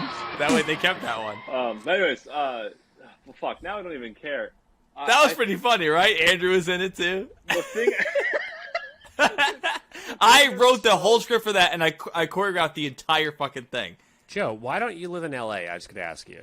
Because that's as good as I can do. No, it's not, Joe. You're the best podcast director, host, editor that I think that the world needs right now. Just a heads up. Thanks, man. You're good. Just friend. saying, dude. You gotta make a move to L.A. or New York or something where you can do this because this is your thing. Thank you. You've been doing this. I have a video of you on our drive where you're in the Hudson apartment in the basement doing a thing and making your own thing. This is what you do. This is it. Yeah. No, I used to do it when I was a kid too. No, this is what you do. You know this, right, Joe? Like this is what you do. This is your thing. You know, my thing. I take rusty nails and make them shiny. That's fucking all I can do. All your got shit's way this. more useful than my shit. No, it's not. I No, make it's these little not. In stuffed today's day, animals in my I do. basement. Dude, you kidding me? I can't do shit. That doesn't make me money. You're being humble, and I appreciate it. But I'm just telling you, dude. it's you not can making carry- money. My shit isn't making money either. At least your shit helps. No, your life. I know, but I can't carry a conversation like you. I can't do these things. You have been. Thank you, you man. directed that You whole definitely fucking can't carry Star a Wars thing. conversation like me, though. You got this. Just telling you. This is your thing. Just a heads up. Thank you. I've known this since Thank day you. one. But you can also do that. So, Dom, Make what are you yourself going to say? another Please drink. take me from this. I had something I was gonna say, and when we were watching that Hudson Catholic, That was from like thing, 2008, 2007, 2008, and YouTube has not deleted it and has like 10 views. Yeah, no, I'm done arguing about that. All right, I just wanted to put the nail in the coffin there. Jeez. I halfway through watching that pepper, I was so focused on seeing who I could recognize from it, even though I'm Hudson Catholic close before I was in high school, but I was still there for 4 years watching sporting events and plays but it's and stuff hard like that. the So videos. I knew a ton of people that. I mean, that must have been. I don't even know how they recorded it. Honestly, it must have been a phone. It must have been like the iPhone 1 or something like that. I have no idea how it was even recorded. I didn't record it. Halfway through watching that video, I looked up, I looked at the bottom of the screen, and I saw that it said Leroy Jenkins screen share. I was at the top left, and it was still count. I was like, "Oh my God, we're recording us watching this." Oh yeah, that's a good point. At all. I'm so glad Dylan told me to record this anyway, because now we have a recording of us watching that. We so are that's great. 15 minutes into us trying to get back into it, but we started talking about you guys losing fighting videos to Chris Cormier overwriting. This them with might be Halo our. 2 You know what? montage. This is why we should always record, and I should just not be lazy. Yeah, and just cut dude. shit out. Unfortunately, you're the And editor. You gotta I just. just There's fucking- there's a Dylan, lot of you good gotta stuff. You can leave Dylan a lot is of so it right in about because I just linked it fucking back to Idaho, and now we know where we're going. I know. And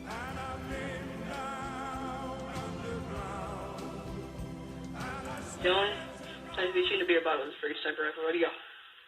Peekaboo. Oh my God, did you hit it? Yeah. No, let's go in for more action, baby. Oh my!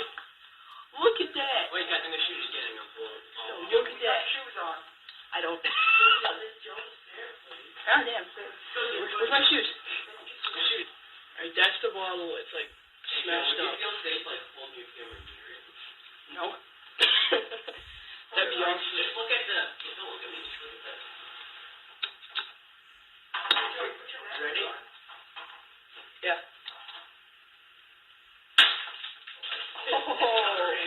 Oh. Go. Oh. Go.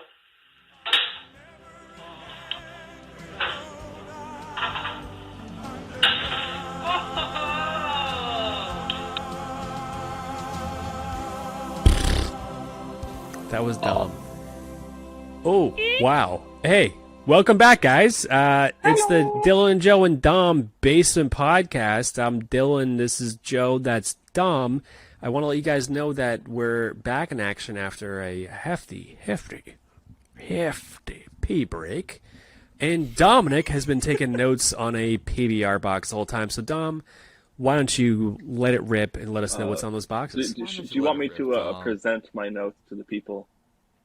Because we want to see him. Can we see this? it looks Wow. like this. Let's get a So look. Let's get a the good thing look. is, But the on the best part other about this side- is this looks like a note it. that a homeless guy would write at the corner of Target and Home And Depot. I have this little clamp here that keeps it in front of me. So I don't have any paper at my house that hasn't already been used for stuff. So last week I had notes written on a paper plate, and this week I used half of a PBR box, which means next week I still have another half that I can use. Well, we appreciate it. I think that for next episode, I think every episode you should try to figure out what you can write notes on, and we'll do a short segment every episode about what Dom wrote notes on today. And also, I think you can I write think them a on. good- You can ego literally triangle. write notes on anything you A want. good Right now, point you've done about it paper is- plates. This is like recycling. This is serving two Yeah, purposes. you're- It instead of just makes one. Multiple sense. uses.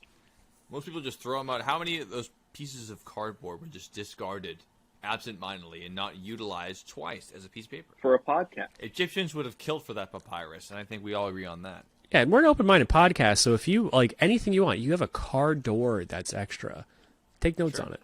If you have an extra dildo you're not using, take notes on that dildo.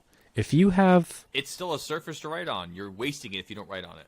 if you ripped up the asbestos floors in your house and Write you on don't know where to that put them, shit. take notes on them, Dom. Yes, Okay. write it down. So whatever I you will not got, disappoint. that paper won't. Every burn. episode, The Library we of wanna see Alexandria new was made notes. out of asbestos. We would still have documents we'd never have again. yeah, we want to All see. that lost arts. We want to see new notes We always. want to see new notes. New notes. Is that so much to ask? We want to see new notes Betancourt.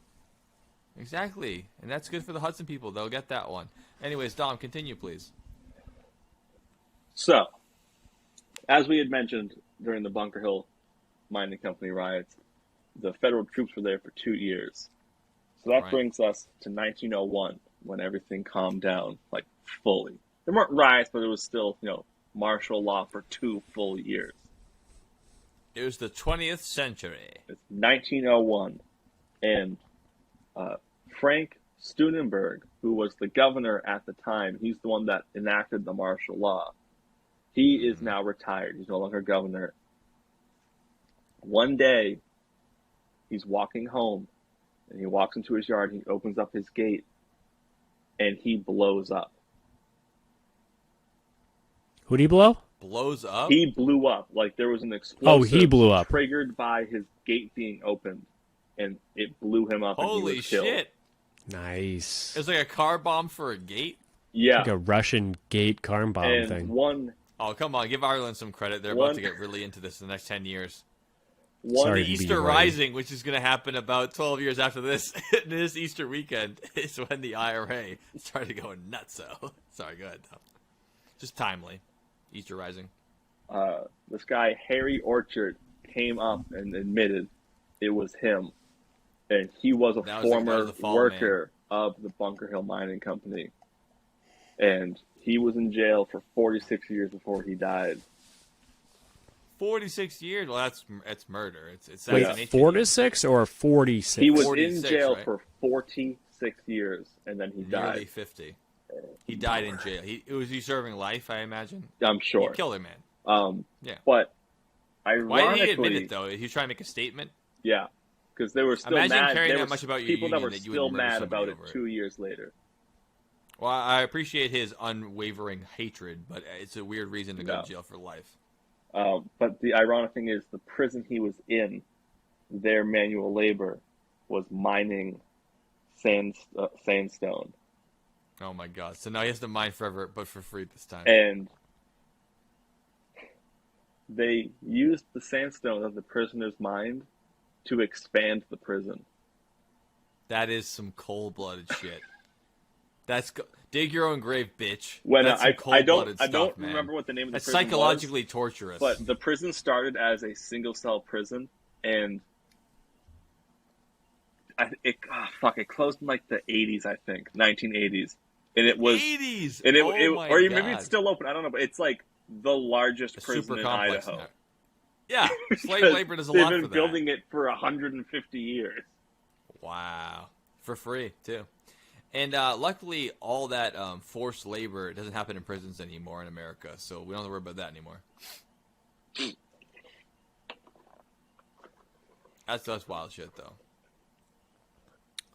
It's wild shit. And that Harry guy you mentioned, Harry Orchard. Harry Orchard admitted to setting off the dynamite. He admitted to being the guy who was a big part of this. He was the Michael Collins or the Trotsky of this whole thing. He's like the organizer. Exactly, that's a big He deal. was the Che Guevara of this mining incident. Yes, and that's really something people need to be talking about. Because, 700 men were arrested. There's a bunch of shit going on. That's been established. And as a result of this, so it's kind of hard to identify what exactly happened, but the 8-hour day was a big a sticking point for the union. Byproduct they didn't want to work 10 hours for 7 days. They wanted to work 8 hours. Is that so? Yeah, so the 8-hour day, 5-day work week was this mining riot and incident and company without unions, was a big part of figuring out how to make the 8-hour, 5-day work week a thing. Because they were like, there's the incidents of the collapse, the problems, all this stuff. And everyone, I think now who argues about how unions are overpowered, the teachers union, the firefighters union, whatever it is that they're mad about, if you work 8 hours, I'm not saying you're a hypocrite, but the reason why you work 8 hours a day, 40 hours a week is because of unions. There's 0% chance of that happening otherwise. That's why it happened. Unionization of American workforce is why we have 40 hours a week, 8 hours a day, and 2 days off a week for recreation and life enhancement. That's why it is. Unions cause that to happen. It's a direct result. So everyone's like, fucking unions, they're all ordering for all this money. Do you work 40 hours a week? Yeah. Do you get overtime beyond that? Yeah, because I work 60 hours for overtime. No, overtime was invented in the 40-hour week. It just was, if you worked, you worked.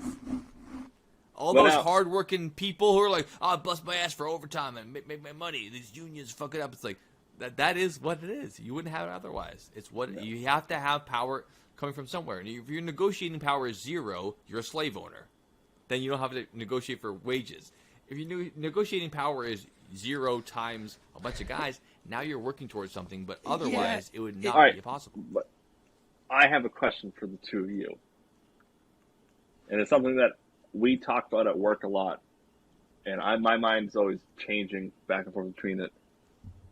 Would you rather have 5 8-hour days or 4 10-hour days? 4 10-hour days all day? 10-hour days. Yeah. No question. Yeah. You get, it there sucks is just a a little scale bit where more, that stops happening. Like, I wouldn't want to have, 3 20-hour days. Like, there is a part where it does crush down. Yeah, or even there are it wouldn't be theories 320, but there are theories where it's you work 14 days, then you get 10 days off. I'm like, I would never do that. That's terrible. No, fuck that. And I would know definitely people do that are 4 like, no, 10-hour that's pretty days, great, though. right? Yeah, healthcare workers are like that. My sister and brother have that situation going on where they work 14 days straight and then they have 14 days off or something.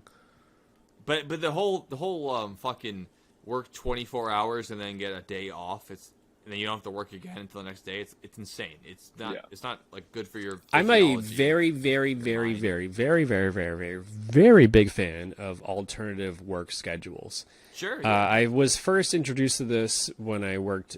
I was 23. I started in real estate, and I worked weekends, but I had Tuesday and Wednesday off, or or Monday and Wednesday. It was, Monday and Wednesday. I got 2 days off, but it was kind of sporadic and random. And the reason being is I before that I came from a 9 to 5 that was very, very regimented and very Dolly Parton of you. Yeah, but I would then I don't like the rat race at all. Anything that reminds me of it makes me want to blow my head off.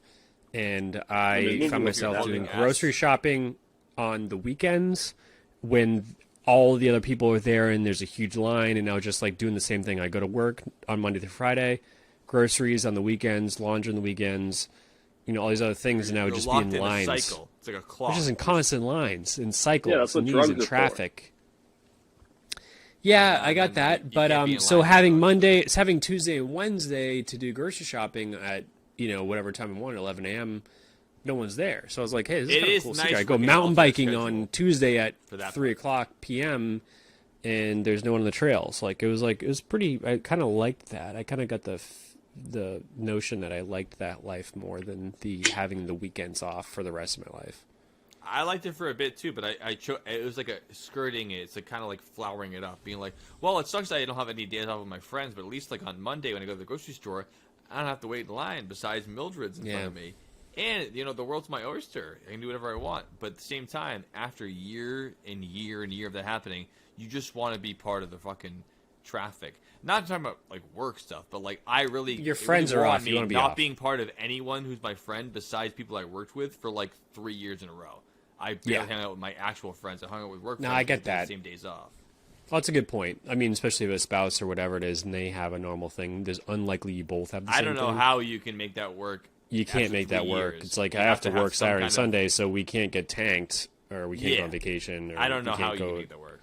Yeah, it's tough, but I liked the fact that every bullshit I had to do, there was no lines.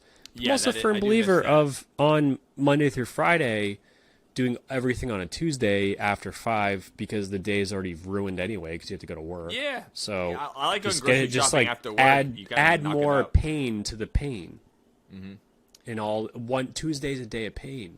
You do take shitty the pain things. from later on in the week and transplant it to Tuesday. Get it all the way. Get all the way. So on the weekends you don't have to go to the grocery store. You don't have to. Yeah, I always get my groceries on Tuesday or Wednesday. That's a good move. If you get it on the weekend, you're a fucking sucker.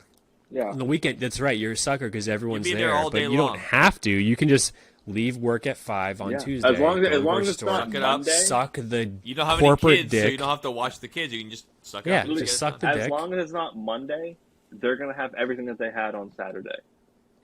Of course. Because obviously That's after right. Sunday, they're but we fucking really wiped do out. have to get and they spend back an to entire the day fucking getting the store back to how it is, just for it to happen again 4 days later. True. Yeah. So, Joe, you're right. Let's get back back. Are we close to final thoughts? What are we doing here? We are, but I want to do a quick little list for you guys, just because I love lists, and I thought we wouldn't have enough time Joe to pad it out. great. But of course we do. We always have enough time to pad it out. But I still want to do this list because I was interested. It's one of the things I think about. We do the podcast to go, it's a good idea. Dom's idea about the Bunker Hill riots. I go, what else happened? I go, what is the biggest mine in the world? What are they mining for? What's the most dangerous mine? I started thinking of all these ideas in my head, and I had to look them up. So I'll run through them for you guys, and take it as you will. But I thought it'd be interesting just to know what's the biggest mine in the world. Because can we take some guesses at these while you're asking? It's in Africa. I highly encourage you guessing every single time if you want to. So I'm 100% sure it's 10, in Africa. And I won't read out all the details. Dylan has a good guess. He might get half. Hold on. So what is the fact? Just biggest? Biggest mines in the world. I'm starting at number 10. Number 10. And I'm not going to read the whole description. I'm just going to tell you where they are and what they're for. Number 10 is not in Africa, though. So that was a great guess, though. Save that guess for later. It's in Asia. All right, I'll give you a hint. Definitely in Kazakhstan. It's a copper mine. That's a great guess again. Why don't I tell you the names of it? Hold on, are we guessing country? We're guessing country. No, I think I should name you where the mine is, and you can guess where they are. Because that'd be even better. Because this mine is called. No hints is not fair. This number 10 biggest mine in the world is called the Gold Strike Mine. Okay, can we do this like Jeopardy, where me and Dom go ring, ring, ring? What is the? Yes. Yes. All right, absolutely. Dom. You have to. You have to go ring, ring, and then you go. Right. What is the butthole mine in Kazakhstan? All right, so I'll word it properly. So here it is. This mine is the 10th largest mine in the world, and it's known as the Gold Strike Mine. Where is it located? Bang, bang, bang, bang, bang. What is the gold mine of Southern California? Great guess, but that's incorrect. Fuck. So close. Dom, do you want to steal? Oh, there we go. Yeah, I'm going to steal us. You have to bang, bang, bang. You have to bang, bang, bang. Hold on. What are we doing? Are we And then guessing what is? Country? This is No, Jeopardy just style. guess where it is. Just guess where it is. And also, I can't word Jeopardy because it's always going to be where is it. But I like Dylan's idea to keep going. What is it? Brazil. Where is it? Brazil. Sorry, folks. That correct answer. Dylan's the closest, so I'll give him the point. It was in Nevada. The Gold Strike mine is in Nevada. 42 million ounces of gold have been pulled out of there since its construction. So 10 pounds. The 9th largest mine in the world is called the Carajas mine. Can we guess where it is? Bing, bing, bing. What is Brazil? Brazil. Let's look up the answer. You don't know? It is correct. No, I'm reading Yes! as we go.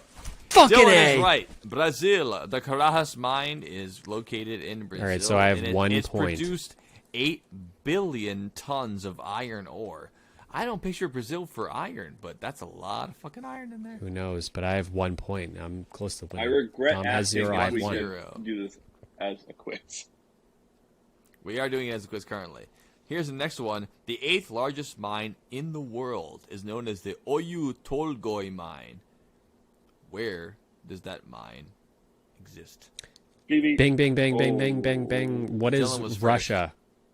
Incorrect, but you're close. Dom. Oh, that fucked me up. You shouldn't have said that Alright, I was just guess close. your Now I guess. have no idea. This should help you. Just do your original guess. I was going to say, what is Kenya? No. It's probably Kazakhstan. Located in the swear South it Gobi sounded- Desert, Mongolia. This mine is considered an up-and-coming mine. Say and the it is name the of the third mine largest again. copper mine on the planet. Copper mine. Say the name of the mine again. Oyu Tolgoi. Oh, okay. The Goy is why I knew Yeah. it was. I was hearing African. was- but Russia that's was definitely just an above Asian country. Okay, yeah. Yeah, definitely an Asian. All right, Joe, what's next? How about the 7th largest mine on the planet is called the El Teniente mine, which translates to the lieutenant. Where is that located? Bing, bing, bing, bing, bing, bing, bing. What is Mexico? Close. Fuck. Dom. Bing, bing, bing, bing. Dom. What is what's that fucking country? Nicaragua? It's not Brazil. You're close. Nicaragua? Is that what you said? Yeah. Chile. I'm going to give you both half a point because you guessed the right continent. No. No one gets points. No, I won't. Okay, well, I you're won't still have- tied. 1 to 0, or You it's would have still been 1.5 tied to either way. 0.5. It would have been 1.5 to 0.5, so you're still tied. I think you should get credit because you guessed the right consonant. I don't know. Number 6, Well, the hold on. Murney No. mine. Dylan said Mexico. That's North America. Okay. So then you both get 0 then. Yeah, I'd say it's still 1 to 0. If so you're not you said both the right, then none of Ernie, you are right. Yeah, the exactly. Ernie mine. No, Mirny. What is Mine. this? It is the 6th largest mine in the world, called the Okay, bing, bing, Mirny bing, mine. bing, bing, bang, bang, bang. Dylan. What is Poland? Incorrect, but close. And I think you should start letting Dom answer first so I can give you the hint to how close it is. Because I shouldn't say that, but I want it to be closer to the guess. It's close. Is it my turn? Dumb, hooking you up, man. It is your turn because Dylan always goes before you. So hurry the fuck up. Germany. No, that's wrong. It's in Siberia, Russia, actually, and I have to Wow. imagine it's probably a Every forced time labor you say one. it's close. Oh yeah, it's like farther Severny than I Island. think. Yeah, okay, all right. And they produced 10 million carts of diamonds per year. So for whatever reason, that area is pretty nice for the diamonds. I like a good cart of diamonds. Okay. Don't we all? What about Grasberg Mine, the 5th biggest mine in the world? Bing, bing, bing. Dom. Pennsylvania. That's a great guess, but it's actually not in I didn't go. Pennsylvania. Bing, bing, bing. What is West Virginia? Oh, you didn't let me give you a hint. Let me give you a hint before you guess. No, it. he already guessed Pennsylvania it. No, he already guessed No, it. Pennsylvania It's Austria. is not even close to where. All right, it's Germany or Austria or Switzerland. It's in Papua, Indonesia. Ooh, yeah, I didn't get that one. The largest gold mine in the world currently. Yeah, no. All right. Okay, cool. So it's still 1-0. Because you think you hear Grasberg and you're like, well, that can't be in Berg. Asia because Grasberg isn't a name. But then you forget a white guy bought it and he's running it. Oh So yeah, then you go, like Vietnam, okay, everything's in now French I know because where it's it is. white dudes bought French Yeah, shit. you think Yeah, Bunker gotcha. Hill Mining Company was the name of the Native Americans who lived in Idaho at the time? Probably not. But anyways, the next one's called the Karuna Mine, the 4th largest mine in the world. Karuna? Karuna, starting with a K, ending with an Una. Mine. Can we guess where this is? It's a country, and if you guess the continent, I'll give you a hint.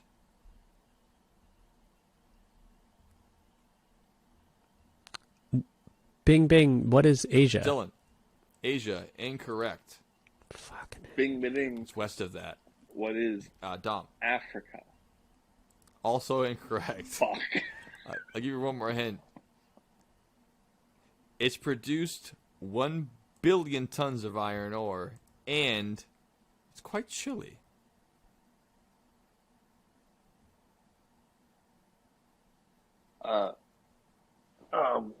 What is Norway?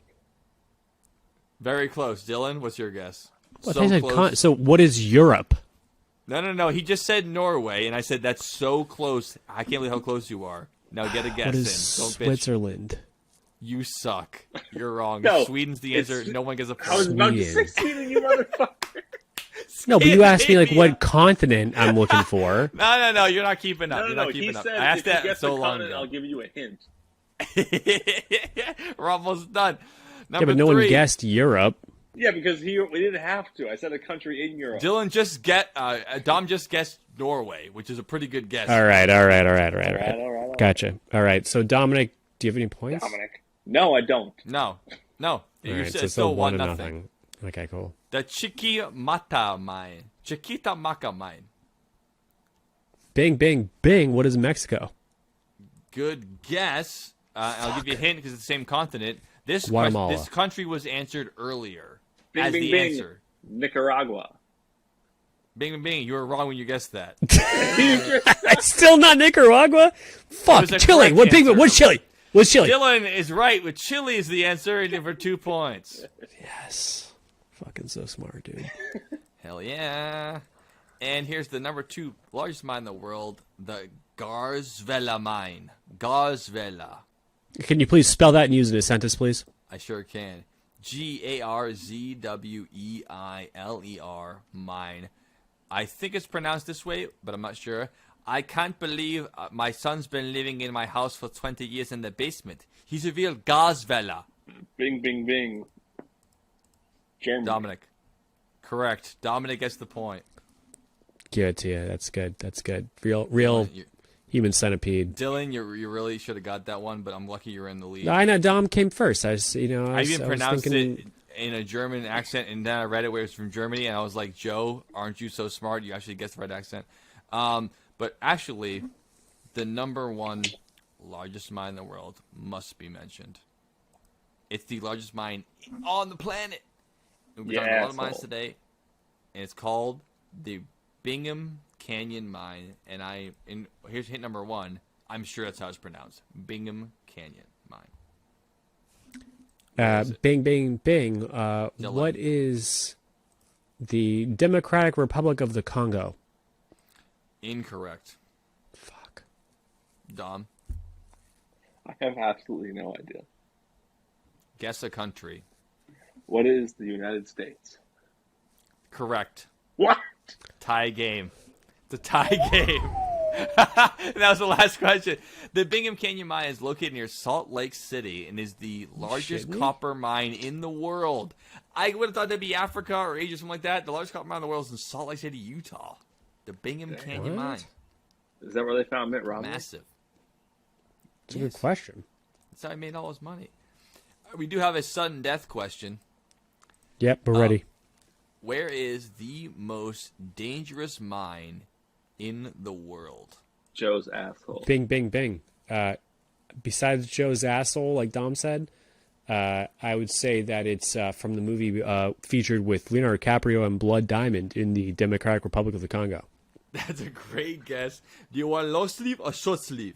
Blood Diamonds. That's a great guess. But as far as the deadliest in the world, it's located in Ukraine. The Zasyadko coal mine not only has average deaths per year higher than most mines in the world, it's also had multiple massive disasters, including a death of a suffocation of 95 men when part of the column collapsed. They keep digging down too far and the coal starts suffocating you, and they've given up the use of the canary in the coal mines. So that's the number one deadliest mine of all time. And I have to do a sudden death now, so it has to be, I guess I have to do a coin flip kind of thing. I'll put it this way. We'll do Price is Right rules. And not Price is Right rules if you go over. Just the closest to the pin, I'm going to ask you, how old is the oldest mine in human history? And if you guess the year that's closest, you win the entire game. I'll give you a hint. It's not within any modern times. It's much older than that. The oldest mine I have a in guess. human history. Whoever's closest. How old it is? Yeah, just guess the year that it was built. The oldest mine in human history. Oh, year it was history built. of humanity. 14,000 BC. I was gonna say 14,000 like BC is the first 4,000 BC. Are those your final answers, or do you want to shift them? Yes, sir. I'll stay with that. Dylan is the winner. The oldest mine in human history is dated to 41,000 Holy years shit. ago. That's exactly what I said. Perfect. Dylan wins the mine quiz. Mine Yes. tile. Yeah, I'm good at this game. All right, I'm ready for final thoughts. All right, Let's go. I have to come clean about something. Sure. I said 14,000. I know, but you were closer because you said 4,000. Yeah. And it was Okay, all right, just 41,000. checking. All right. No, when sounds you good. heard Just that, making I sure. was like, that's not even you close, did when but you it's did way that. closer than 4,000. I just want to make sure you didn't think I said 41,000 BC. No, and I you're got like, the joke that holy you shit, said- this you said it. motherfucker knows his mind. Oh, no, I would have lost my mind if you actually said the year. I would've been Okay, all right. So Thanks for being I, honest. sorry, I should have You said 14,001 BC if I were to play the game. Exactly. You won. Well, I So final got thoughts? before we go into final thoughts, I got some quick Idaho facts, just to touch on the state itself really quick. So Idaho Let me was just stop recording then. the what? Oh, go ahead. Idaho was the 43rd United State and became a state in 1890. So it Right before this whole thing, the mine was active in like 1890. before it was even a state. 1884 it started. Yeah, so It wasn't it even a was state. goddamn Yeah. state. If I remember correctly, it Territory. became a province in like 1860 something. So it did not take the mine was already there. Hot. But That is- so as of whatever the 2020 census, it is the 14th largest state by land area, but it's Fuck the yeah. 13th least populated state in the U.S. But Goldilocks zone. it has the 7th densest population. What? So even though there's so few people, That When doesn't they're guess make that? sense. all in one spot. So there's a lot of open space in Idaho, though. Yeah. That's what you mean. Also, That's strange. Huh. Idaho is where Napoleon Dynamite took place and was filmed. And You shitting me? Aaron Uncle Paul Rico- is from Idaho. And those are my You couldn't Idaho pay me facts. $1 million to tell you what the capital Idaho is right Boise. Boise. now. I would have got free that eventually if I saw it on a list. But yeah, also potatoes. Yes. Or Ida. Yes. Oregon, Idaho. One of the greatest. potatoes. One of the greatest. You said or Idaho. One of the greatest marketing campaigns of all time. When I think of potatoes, I think of Idaho, not Ireland. It's true. Bang. And Yeah. potatoes There's were never not been- native there's to never been a Ireland. potato shortage in Idaho. Yet. Yes. Anyway, Well, let's that's do all final very thoughts. Oh, Cool. also speaking about BC, there's evidence of humans living in Idaho Boston as far College. back as 14,500 BC. Wow. Oh, that's I around the time completely agree with Dylan that, thought the 100%. mind was. I mean, the Druids were fucking here as fuck, and so were the Native Americans. So, totally, They were here as fuck. yeah, Direct no quote question. from a druid. We were here as fuck. Dude, we're the same people. Our brains the are same people. identical to the people that lived That's exactly 42,000 years ago in the same spot you and I are both sitting. Yeah. Same fucking brain. They had to be funny. Dylan is You know, exactly like, right. Of course. they weren't serious people. They were like, they yo, weren't funny, we wouldn't farting be is funny now. hilarious. It's, And you know, just like when pass I on trait. yesterday, I ate 2018 mayonnaise with fish and shit my brains out. it's like you want to immediately. be sick. It's like you want to be. So, Dude, no, so I didn't know. stupid. Dude, No, I it's didn't. so. It's my mom's so afraid of fucking being sick, fridge, but you- dude. So but bad. you It was enforce it on Japanese yourself aioli Constantly. spicy mayo that I didn't know was Disgusting. that old. Disgusting. And It had to have looked immediately wrong. it was an emergency. Of course it was. Your body's rejecting the poison you're putting in. An emergency, dude. That means your gastrotract still works. God damn. Like, it was insane. I've had some bad times, and this was like unbelievable. Do you never Just so you care know. about how old the stuff is when you look at it? Because I mean, I'm not a hypochondriac.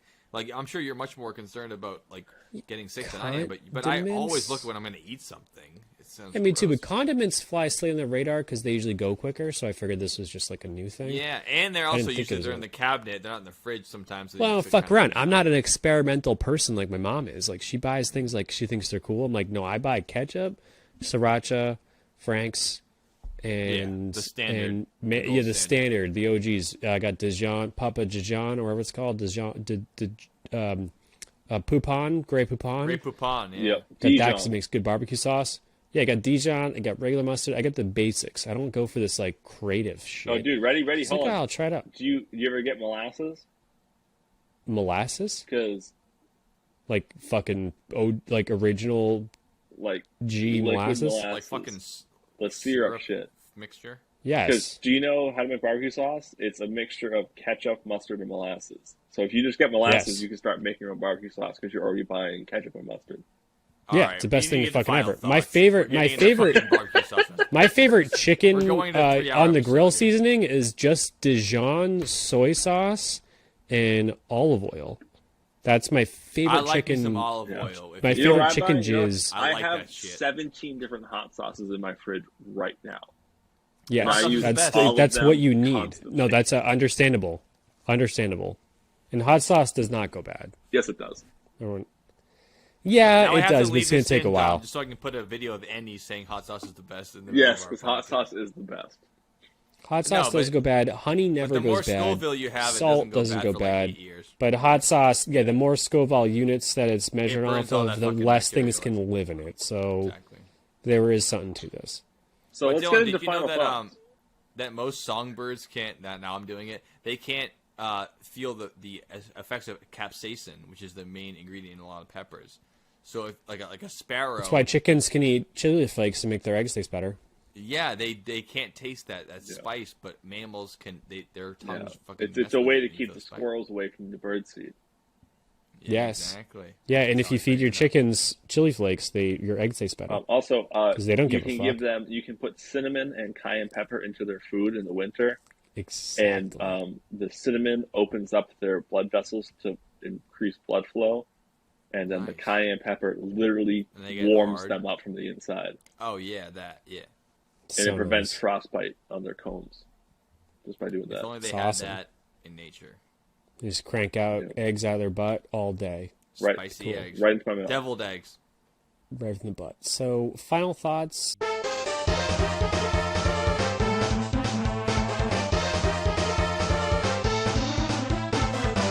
All right, guys, we're back. Dylan, Joe, and Dom, Basin Podcast. Final thoughts. I'm going to go first. So, my final thoughts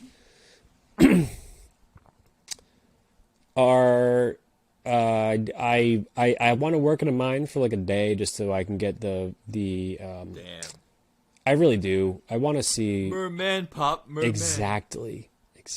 I want the Zoolander experience slightly, and I respect those guys. And this is a case where unionization is probably a better thing because it's very, very safety related.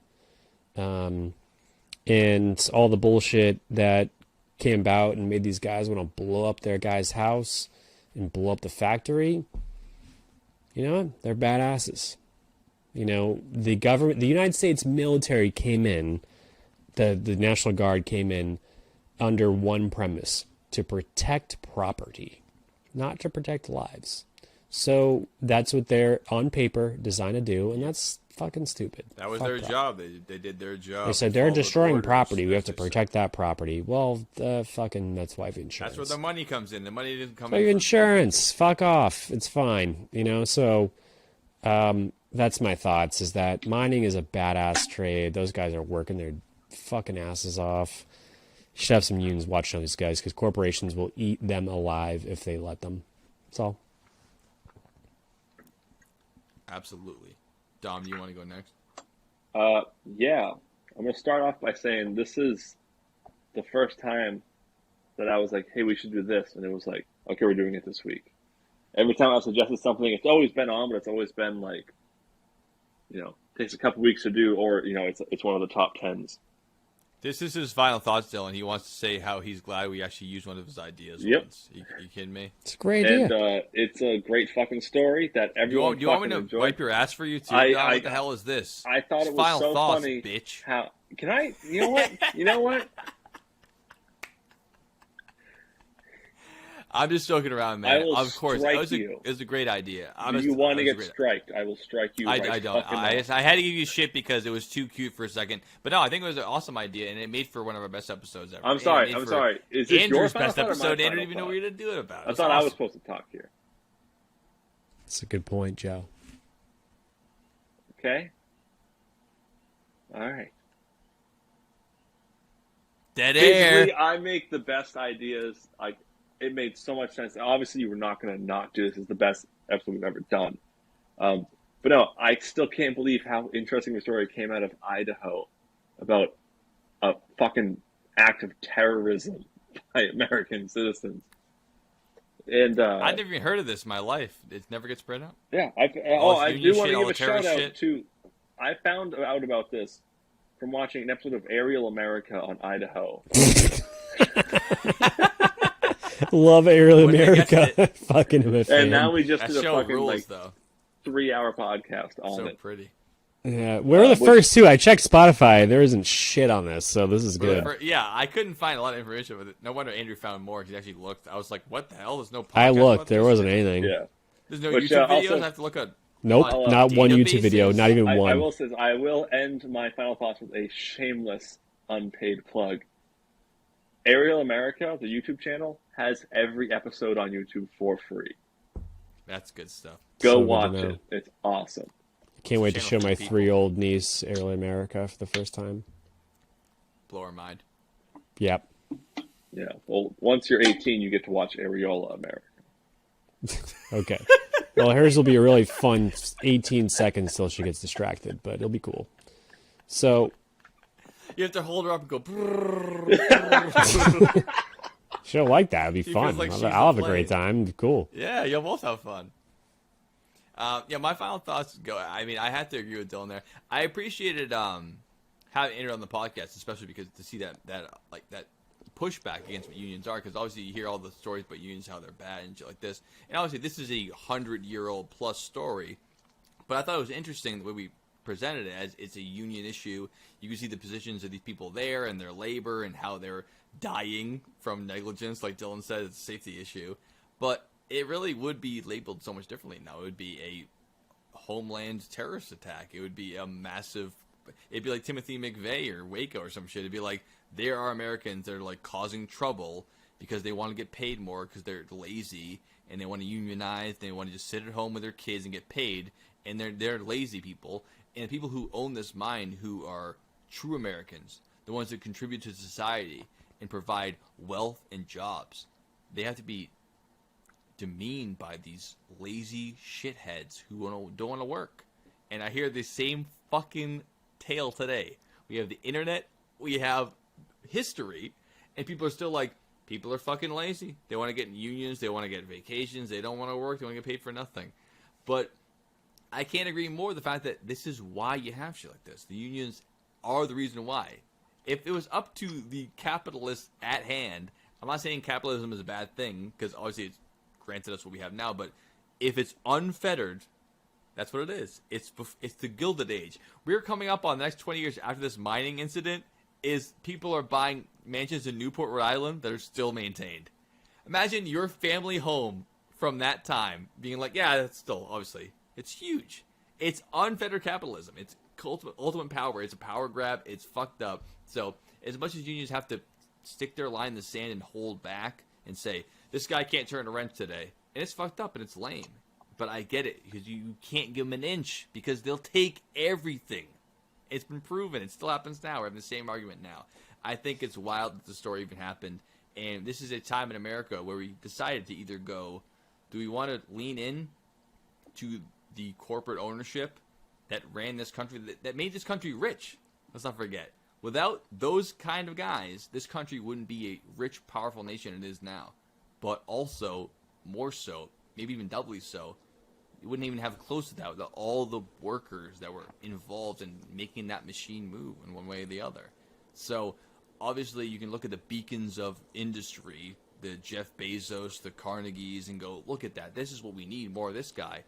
But you forget about the swarms of people who can't take a piss because their clock and bathroom break is only 5 minutes long at Amazon. Or you get paid 30% less in the mine you're dying at in Utah or Idaho or California at the time. I don't think that history is really that different. We're still there now. Yeah, well, you can say it the same as Harry S. Truman said in the movie Pearl Harbor from 2001. We're building refrigerators while they're building bombs. You know? Couldn't have said it better myself. That's my final thoughts. Oh, hold on. Just Harry, like, he wasn't president in 1941. He was just still a senator or something, or vice president. And he was making a statement. President. He was vice president. Why is he making a statement about the war? Because he knows more about refrigerators than you. Is my only guess. Yeah, I can't argue with that. Just don't forget, everyone out there who thinks they're going to be a billionaire one day, you're not going to be, so stop taking their side. They're not on your side. They're the fucking mine owners, and you're the workers. Yeah, fuck them all. They don't give a shit about you, and you Tom caring Bread's about them good the is whole their time. Trick. Yeah, they don't care. You should probably donate to a millionaire's judicial trial to make sure he can pay for it. You know, you're a powerful guy. Exactly, and don't forget to tip your landlord. They can barely afford Mountain Dew, and they're donating $5 to the Patreon of the former president who needs to go to trial. Help him out.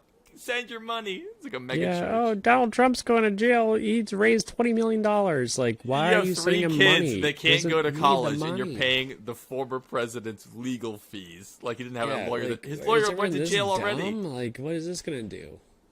Do not let the powerful... Dom, you should always be red. Sorry. This is a good look for you, dude. Oh, thank you. Sorry, I'm going off my tangent now. Sorry, Dylan, we should It's all good. That's it. So, guys, that's the... Love you guys. That's the episode. That was episode 77. We'll see you guys next week for 78 with Dom and Joe and start getting excited about episode 80, because you know what we do every 10 episodes. It could be trains, but we don't know yet. No, we already have it. We'll tell you after. We'll do trains in between. Okay, all right, we'll figure it out. Stay tuned. Well, we love you guys. We'll see you guys next week for episode 78. 78.